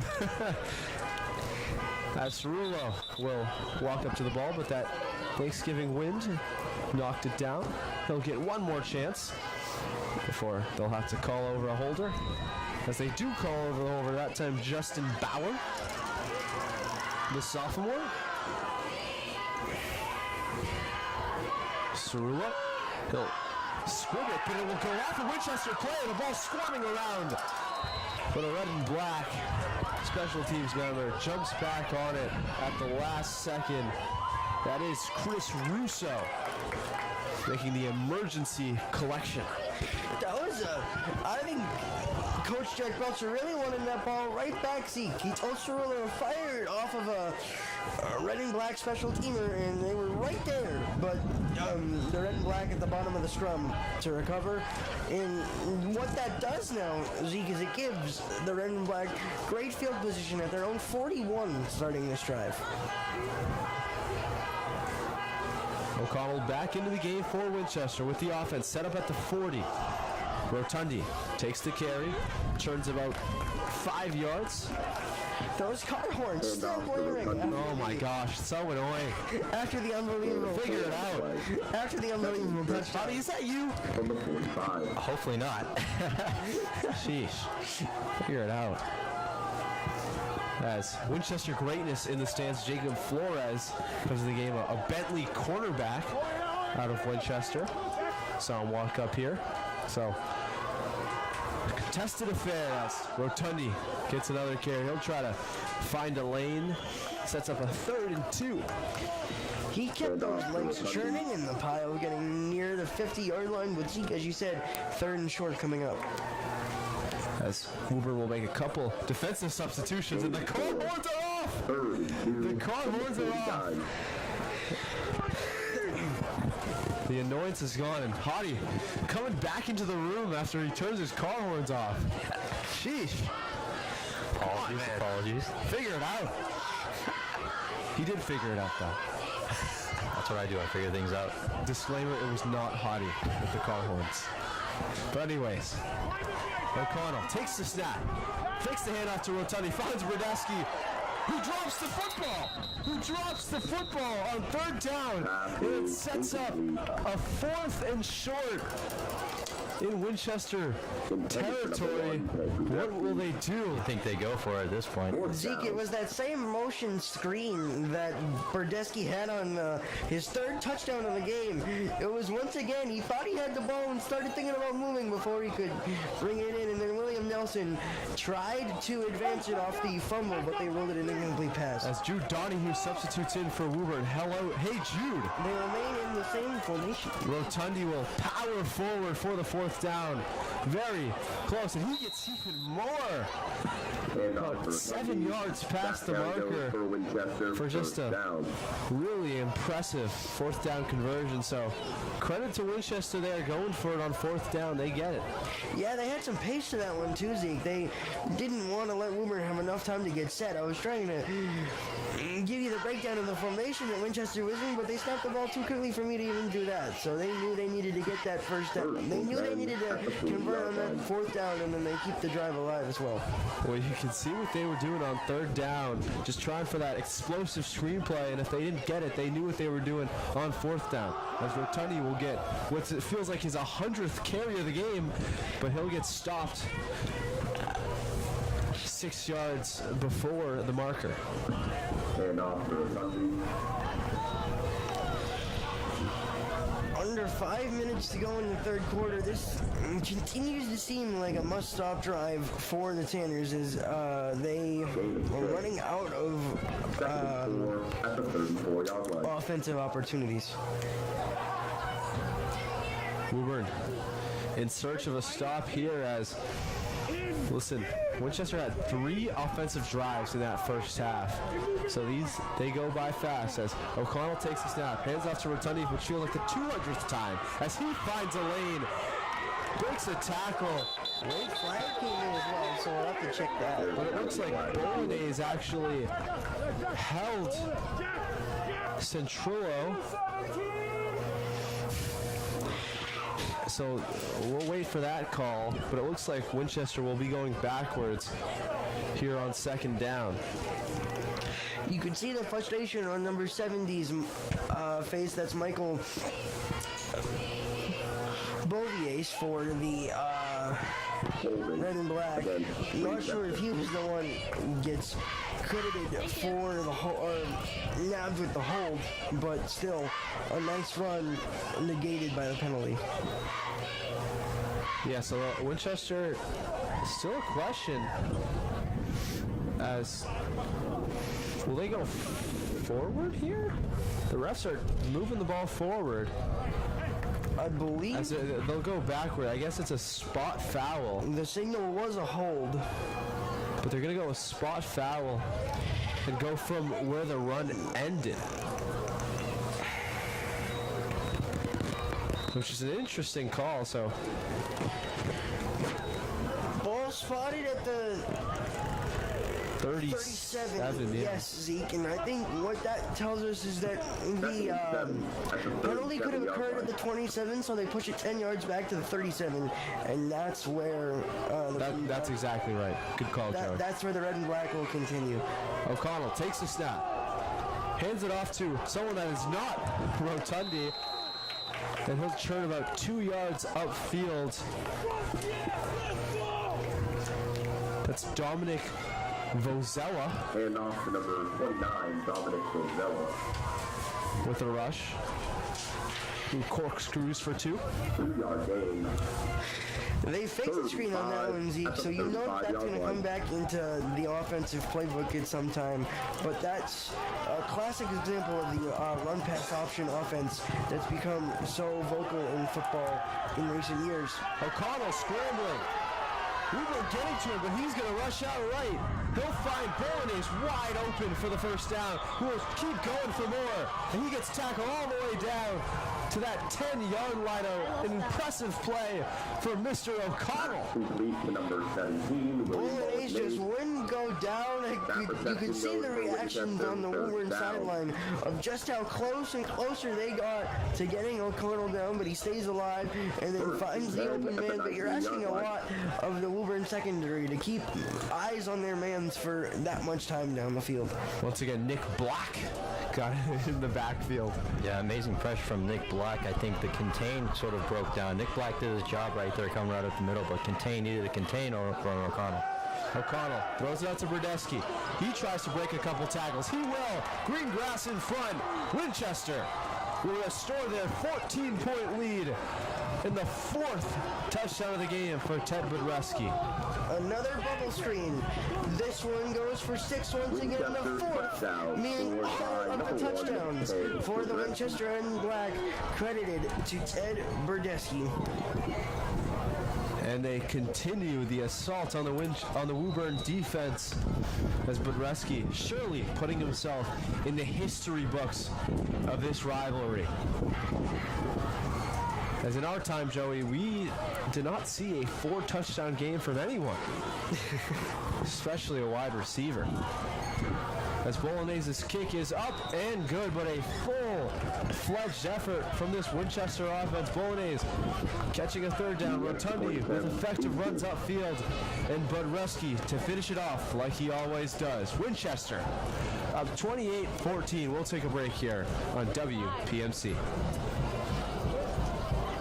My size?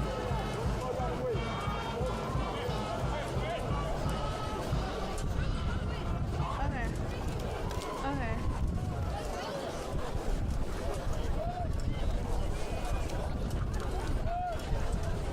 This too?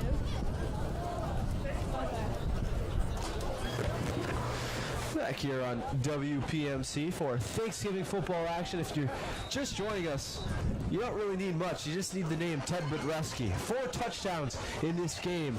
Winchester up 28-14. A long kick will sail into the end zone, so Woburn will set up at their own 25-yard line. 1:11 remains in this 3rd quarter, Zeke, so time is of the essence for this Tanner team as they once again find themselves down 2 scores. And Hottie, if you're Jack Belcher, Ryan Quayle, Dan Quayle in that huddle, what are you looking at? I mean, beforehand, I know I said last possession, this is a must-score possession, but now every single possession is a must-score possession if your defense can't hold Winchester down. So in this huddle, I think I wouldn't be surprised they're saying to keep on the pedal, keep doing what they're doing. I mean, the run game has been mostly successful, but at a certain point, the Winchester know like the guys that are coming down with the ball. So maybe some mix-ups. I know we were talking about the slow and steady ball last possession. All of a sudden, the big trick play. Do you think they can pull something out like that this drive? We'll see. Maybe they're all trick played out as Wood hands it off to Gillespie. He breaks a couple tackles and fires his way forward for 5. He made a beautiful juke move around the 20-yard line that gave him enough space to get up to the 25. Second and 4 from the 26. Another good run by Braden Gillespie. Obviously, we talked about the slow and steadiness of this Woburn run game. Still putting up a good amount of points on the board, up to 14 now with the ball. As time winds down in this third quarter, Woburn will probably get up at least another play before the end of the quarter, but they need to go fast. Wishbone formation. Bassini in motion. The handoff to Gillespie gets the first down. So Woburn still making their way downfield. Handoff to Gillespie. Back carry goes for Tanner. First down. 15 seconds and counting left on the clock, so maybe one more play if they go quickly now. Instead, we will head to the fourth quarter as the sides will switch fields. You know, interesting call there by Belcher to not run a play before the end of the quarter as they're down 14, but Woburn up 14, down 14, going into this fourth quarter. We'll keep it here, obviously, on this beautiful Thanksgiving Day. No rain, no snow, just a little bit cold. No leaves on the trees. Looks like Thanksgiving, huh?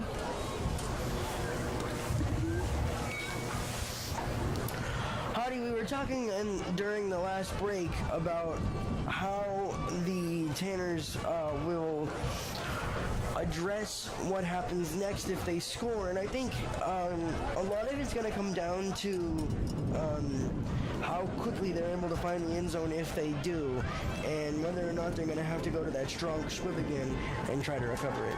Oh yeah, time is of the essence here. Fourth quarter, 12 minutes to play. Both teams still have their timeouts, but that can only go so far when both teams are running it quite a bit. So knowing how Woburn plays and knowing how Winchester is going to probably expect a certain package, we'll see what they find it within themselves. Woburn has to find it within themselves to keep fighting, have grit, go down the field, march down the field, be good on defense, stop them on defense, and see what he can do from there. This game is in their control. They can do some things, but obviously they need to do it fast. Well, this rivalry game, anything can happen. We've seen it year after year. Ward with running backs on both sides of it. He'll step back. Wood fires it to Gillespie. He breaks a couple tackles. Gillespie on the run. Fires off another one. And he'll get past midfield. Gillespie trudging this offense forward. He brushed off a tackler right there at the 50-yard line. And just strong run after the catch there, shown by Gillespie, and a chunk play there for the Tanners through the air, which they haven't seen very much of outside of the trick play touchdown. Just so fun to watch Braden Gillespie go as Woburn make a couple more substitutions. Gavin Driscoll back in the game. The touchdown receiver on that trick play earlier in the game.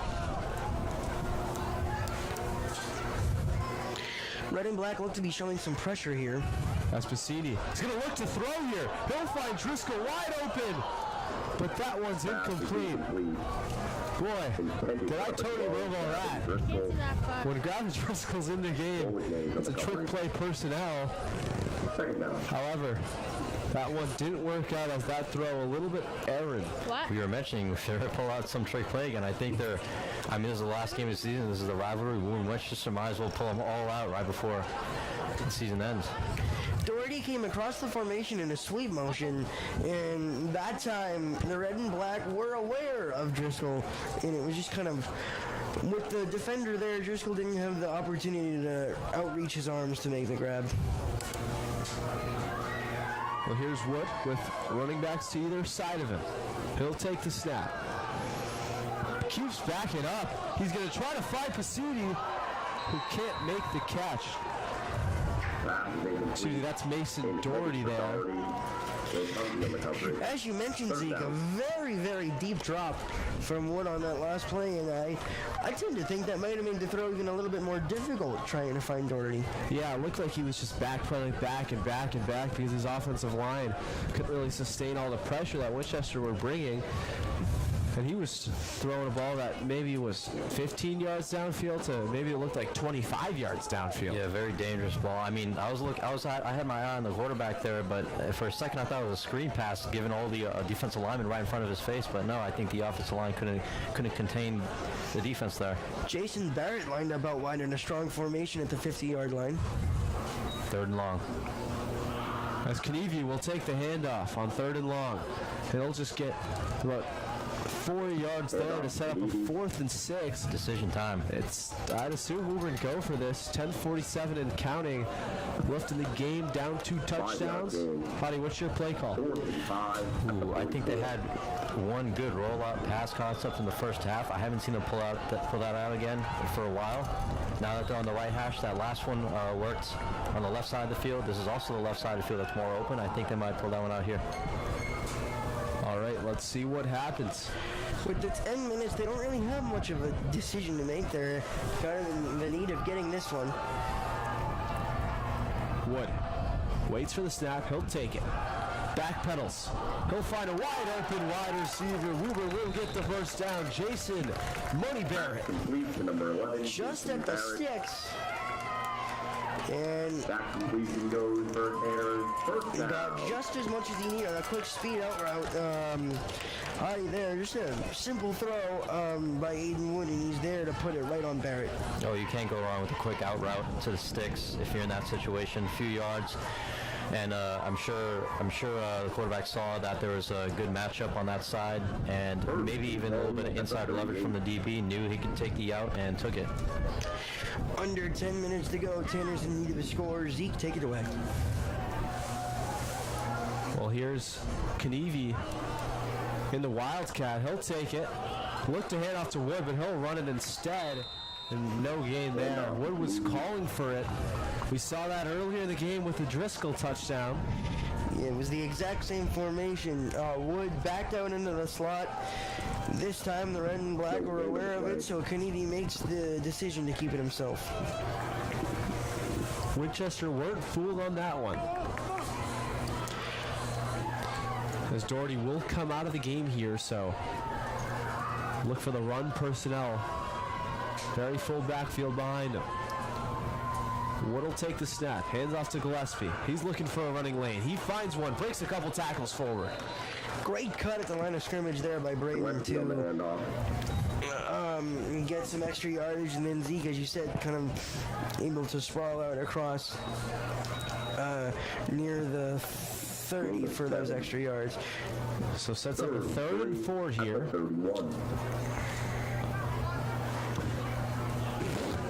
Doherty still not in the game, so expect more running. It's kind of, the personnel is pretty obvious. Full house backfield once again. Wood hands it off to Gillespie, who looks like he'll have the first down here. Another really impressive run forward by Braden Gillespie, taking tacklers with him. Hottie, it's nice to see this Woburn team having some success on the ground, but we're now under 8 minutes to go in the game, so you're running out of time. Oh, of course, yeah. Like we said, clock's ticking. The run game. Obviously, we mentioned how the run game being slow and steady, but it's got to change the time situation, time management, knowing how you're going to play, knowing what your play calls are going to be, understanding that if you're going to run the ball, the clock's going to tick down quite fast, faster than you think. So, well, it looks like Woburn not putting much trust in their defense, just relying on this onside kick towards the end here. As Woburn will call a timeout. What do you think they're discussing here, Hottie? Probably inserting some pass concept in there somewhere, but right now, I mean, the coaches can understand that the run's working. They're getting some blocks down. They can continue doing that and probably trust their onside kick, even though that's probably not the way I'd want to go through with it. But honestly, the main priority here is getting in the end zone as fast as possible. But that's up to the coaches to decide how they're going to do it. I'm sure it wasn't Coach Belcher's first choice, Zeke, to have to use the timeout on the offensive side, because assuming that you're able to get through the rest of this drive, score, if you're unable to recover the onside kick, you only have 2 timeouts to stop the Winchester offense from keeping the ball. And the field position will probably not be favorable as well. Yeah, I just thought it was a weird timeout there, because I was wondering if you wanted to maybe save them towards the end of the game, maybe if Winchester had the football, but... Yes, that's exactly where I was going. Looks like Woburn will be called back by Belcher. We'll go back on the field. Doherty out there as well. Driscoll, Doherty, and Barrett. Gillespie and Knievi in the game, so all the skill players in for Woburn. Wood will take the snap. Hands off to Knievi. He'll try to ram forward just for about 3 yards there on first down. Hand off to Knievi. But moving forward there. Gain of 3. Second and 7. Woburn facing a 2nd and 7 here. Hayden Wood in the huddle. Clock's ticking. Let's see when those pass plays do eventually have to come out of the playbook for Coach Belcher and company. As Wood waits for the snap. Running backs on either side. Low snap. He'll look left. Looking deep. Nobody there. Out of the reach of everyone. As Barrett was the intended receiver, maybe a long route from him or something that Wood didn't know, but he was double teamed, so an interesting decision from the junior quarterback. Now we're headed into a 3rd down and 7 after the incompletion. At this point, the whole field's 4 down territory, so you think they got 2 plays to get the first here. What? Which tells me that they might be okay with running it here on 3rd down, knowing that they're going to go for it on 4th if they don't get it. Well, the run game of Woburn has started to move of late. As both running backs behind Wood. He'll fake the handoff. He'll roll left, looking for someone. He'll roll back right, trying to use his speed to get to the outside. He has blockers in front, but a flag's going to come in the backfield as Wood gets pushed out at the sideline to set up a 4th and 5. Again, on the near side, another isolated route for Jay Brown right there. So I know he's lined up, and there's obviously 2 people on him because there's no other receivers on the side of the ball. So I know they were running miscommunication on the last play, on 2 plays ago, and then this play trying to run this sort of slout concept, but you can only do so much when there's only 1 receiver on one side of the ball. Looks like they picked up the flag there, or That penalty was declined. that penalty was declined by Woburn, so it'll bring up 4th down, maybe on Winchester there, just trying to force Woburn to have this 4th down. If they stop it, this is pretty much the game here, guys. Trips receivers to his left. Wood waits for the snap. Doherty in motion. Wood steps back, looking deep, but nobody there. They're looking for the pass interference. They're not going to get it. Winchester will get off the field here on a turnover on downs. Oh, I think he had Knievi over the middle there. There was no guy in the middle supporting the trips, so a little missed opportunity. Could be costly. Tanner's wanted to push along the sideline, Zeke, as you said. They didn't get it. And now it's dire straits for the Tanner defense.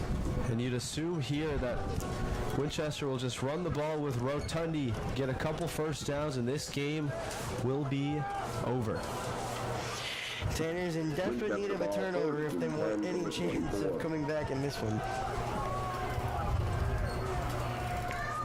O'Connell takes the snap. Rotundi running. He'll get out of bounds, so sets up a 2nd and 7 there. Good tackle by Woburn's Cash Svetley.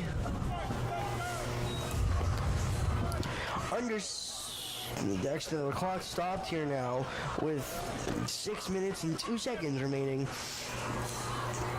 in this football game. And Hadi, I mentioned earlier about the Tanners needing a turnover if they want any sort of chance to come back in this one. But on the Winchester side, they know they need to take care of the ball. Oh, of course, ball security, number one priority on their part. We got a flag. There's a flag. They're going to call a false start on Winchester. That's the last thing the red and black need. Because you wonder why they'd be doing that. We're just waiting for the play clock to probably go down.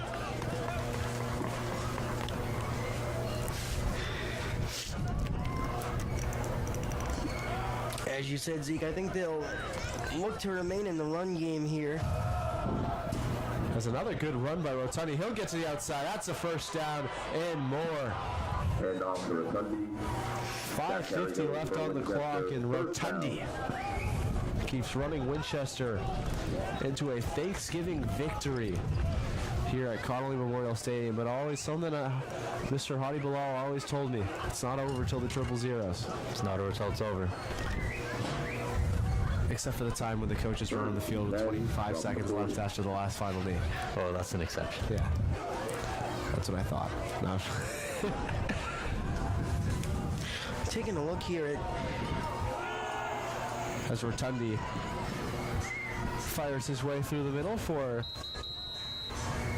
like you said earlier, establishing it on the ground, keeping it on the ground, and making sure that ball's secure. And making sure they stay in bounds. Inbounds. taking a look here on the near sideline, Braden Gillespie getting worked on by trainer Megan Safi. So let's see if the Inners are able to get back on offense, how much Gillespie is able to help. As it's been a monumental effort here by Woburn, trying to stay with this really, really impressive Winchester team. You know, Joey, I know there was a quote there in the paper talking about one of the best teams that Winchester have had. Yeah, in an interview that Coach Wally Zimbeski had after the loss to Catholic Memorial, he was looking for Winchester to complete their undefeated regular season. Obviously, their only loss coming in the state semifinal to Catholic Memorial. And over the last 3 seasons, they're able to come away with a win today. They complete the undefeated season, secure themselves the Middlesex League title, and get to 27 wins over these last 3 seasons. So an average of 9 wins for the Red and Black over these last 3 under Coach Demesky. Just so impressive. And if this game was on Christmas, I'm sure Woburn fans would be calling Winchester the Grinch. As O'Connell sets up, 3:46 and counting. Hands it off to Rotundi. All Woburn players there in the backfield to meet him. First contact in the backfield was from Thomas Kanevi, who looks to be a little bit shaken up on the play. And Kanevi has to be playing his heart out right now in his last game as a senior. Shout out to all the seniors on both teams, but especially Woburn. Thomas Kanevi, Mason Doherty. These guys have been working hard since the first day they got here. The Red and Black keeping control of this clock as we're just about headed under 3 minutes remaining in this game. So looking to keep control of the clock and keep their run game going. O'Connell into Rotundi, another instant tackle, that time by Gavin Driscoll getting into the backfield. You think they start using their timeouts? So Woburn Not using their timeout. will hold them, but they did also use a timeout earlier in the half. They'll only be able to stop it twice more. So maybe containing those. Obviously, no such thing as a 2-minute warning here in high school football, but Winchester will continue to run the clock down as much as they can as it ticks and ticks and ticks. Given that it's third down, I think I would have used my timeout there, but well, now Winchester's using their timeout. I think they're gonna look it over, talk it over. Timeout. Woburn. Woburn will take a timeout after they let a million seconds run off of the Andy Reid time management, it looks like. Upwards of... As it looks like actually Winchester called the timeout. So that will have to be changed on the scoreboard. 2:08 remain. And as we kind of, Cotty, what this game looked like last year in terms of the Woburn-Winchester matchup, if you can remember. Oh, I remember I was there. It was in Winchester, very rainy day, very cold, rainy day. Winchester going up early, just like this game actually, going up early. I forget how exactly, but they were up early, like a 14-0 lead. Every time Woburn scored after that, Winchester scored again. It was constantly a 14-point lead throughout the entire game, but Woburn got a key stop on defense late in the game. They were driving after they scored, and they were driving down 7. It was 35-28, but fortunately a fumble on the snap late in that possible game-winning game-tying drive unfortunately ended it. But it was a good fight from those seniors, that team last year. So Winchester shooting for their second straight win, and it's a trick play again to Burdesky. He could go to the end zone, but he'll just stop and slide down inbounds. But a flag in the backfield, so it looks like they're going to call holding on Winchester. Hands go flying, and that gives Woburn possibly another chance to get the football. And it stops the clock with 1:59 to go. So everything you couldn't do, obviously a reverse play by Winchester. Burdesky trying to show he can do it all on the ground and through the air. Imagine a 5th touchdown from Burdesky. You got to check the record books. He's still undoubtedly the MVP of this game as it stands, barring a historic comeback. No. Can't be him. It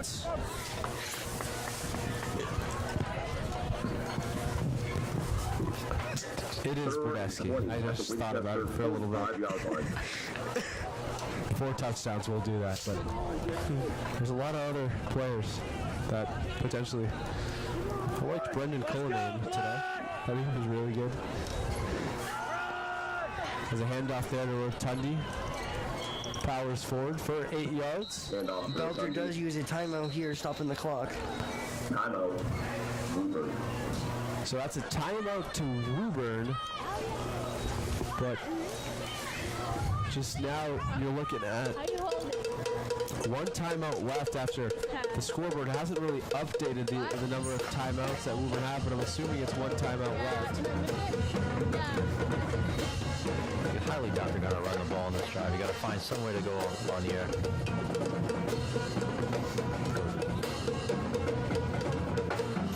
As we're so thankful for our WPMC director, production crew, Anthony Gilio, as well as Matt Frizzell back there in the directing van. Always such a great crew here. Joey and I so thankful for this place as we go on to our separate broadcasting careers. But maybe Super Bowl 80. 4th down, Jersey, and it looks like with the limited amount of time, under 2 minutes, the red and black will be looking up in the Tanner's deep. As a punt goes off there, caught by Mason Doherty, as he stumbles and falls onto it. As we'll also thank the camera crew today, Alian Lukumba and Sharita Ngadayer. We're so thankful for our staff today, working hard on Thanksgiving. One more chance for the Tanners offense to find the end zone, and then in need of an onside kick recovery, and then one more touchdown. Time definitely not on their side, Zeke, but as we've said, the game doesn't end until the clock hits 000. That's what Hottie said. I didn't say that. But it's true. It's true. It's true nevertheless. 1:43 left, 28-14 to the red and black. We're back on the field. Kanevi 2 is right.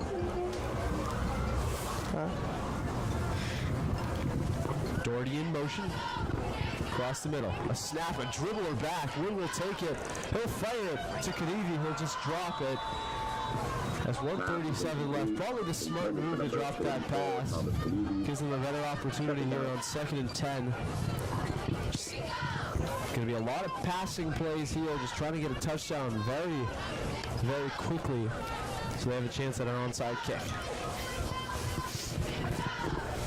Winchester's DBs definitely know that, and like I said, as sort of advice for the Woburn defensive backs, even though they can hear me, about not keeping anyone behind them, I think Winchester's going to have the same principle here. Boloney is one of the safeties. He's had a great game as Wood will take the snap and just run forward with it.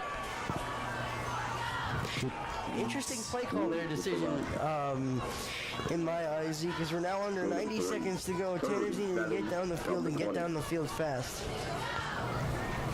I didn't see much running room for Wood there, but he'll get back under center here with Kanivi to his left. He'll take the snap. Backpedal forward. Backpedal. Find Doherty for a couple yards to set up a fourth of about 4. A great high point catch there by Doherty, but unfortunately just not enough for the first down, and this will be the Tanners' final chance to keep their drive alive and keep their chances of a late comeback with the clock still running. With 43 seconds and counting left, Kanivi will look to take it in a wildcat. Doherty motions. The last chance for Woburn. Here's Kanivi. He'll try to run forward. He'll get tackled, and he'll get the first down. So he keeps moving. Clock stops at 30 seconds here as the refs spot the football. Wood takes the snap. He'll just spike it. Stops the clock at 21 seconds here. So the ball at the Woburn 34. Woburn down 14, 21 seconds left to go. I think you'd want to see some pitchy woo-woo. I think a little bit more than that. Trips out wide. Wood with Kanivi behind him. Trips like you said, Joey. Wood takes the snap. He'll fake the handoff to Kanivi. He'll try to find Kanivi, and that is almost intercepted by our MVP, Ted Brodesky. Probably should have been intercepted. Would have been a great cap on his day, for sure. And him and his coach is just laughing about that. That would have been the nail in the coffin. 15 seconds left. Despite the missed interception, he still comes away with the last laugh with the 4 total touchdowns and the eventual Thanksgiving Day rivalry victory. Trips out right once again. 15 seconds left in the game. Wood takes a snap on 3rd and 10. He'll roll out right. He'll look deep. He'll find a receiver, but the clock winding down. 9 seconds. Stops there because of the first down. Quarterback spot the football. If Woburn slow to snap it here, that's 3 seconds, 2 seconds, 1 second. And that will do it. The game, our final score, Woburn Red and Black 28. Go down to Winchester. Lose by 2 touchdowns, 28-14 in Winchester. An impressive group, a team that wins the Middlesex League, a team that went to the semifinals of the state, and a team that gets a rivalry Thanksgiving victory here on Thanksgiving. Very final words. Yeah, Zeke, they take a 2-game lead in the all-time series after the 125th all-time matchup, 57, 55, and 12. And as we said, they take the Middlesex League title with this win and complete the undefeated regular season with their only loss, as we said, coming against CM in the state semifinal. And the story of the day is Ted Brodesky, 4 touchdowns receiving, and not much that Tanner's defense could do all day long. Well, Howdy, any silver lining to this one? Well, obviously not the greatest seasons of Woburn's history here, but you know, they put up a fight against a Winchester team that usually puts up 40 on teams not named Catholic Memorial. So I think that's a silver lining there. But apart from that, I think I want to thank you guys for inviting me up here. I had a blast, and I hope you guys have a happy Thanksgiving. Eat your good turkey tonight. Well, it's going to be a fun day. More football to come, obviously, in the NFL, and just a fun day here at Connolly Memorial Stadium with our production crew, Anthony Giulio, our devoted camera crew, our director back in the van, Matt Frizzell, and for Joey Richardi and Hottie Ball, I am Zeke Altman saying good afternoon and good night here on Thanksgiving. Go eat your turkey, go eat your mashed potatoes, have some fun here.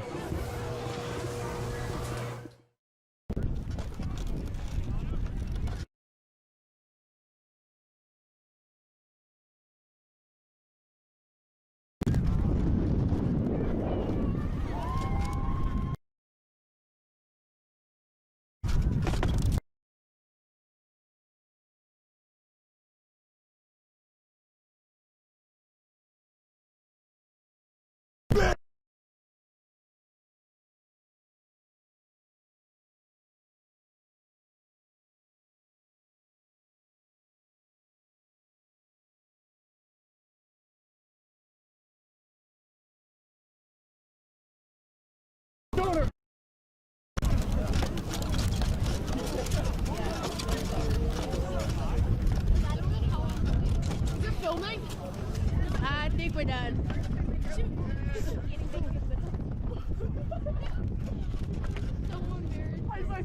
Hey!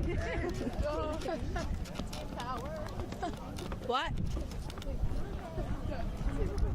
Huh? Oh, so you want me to get them?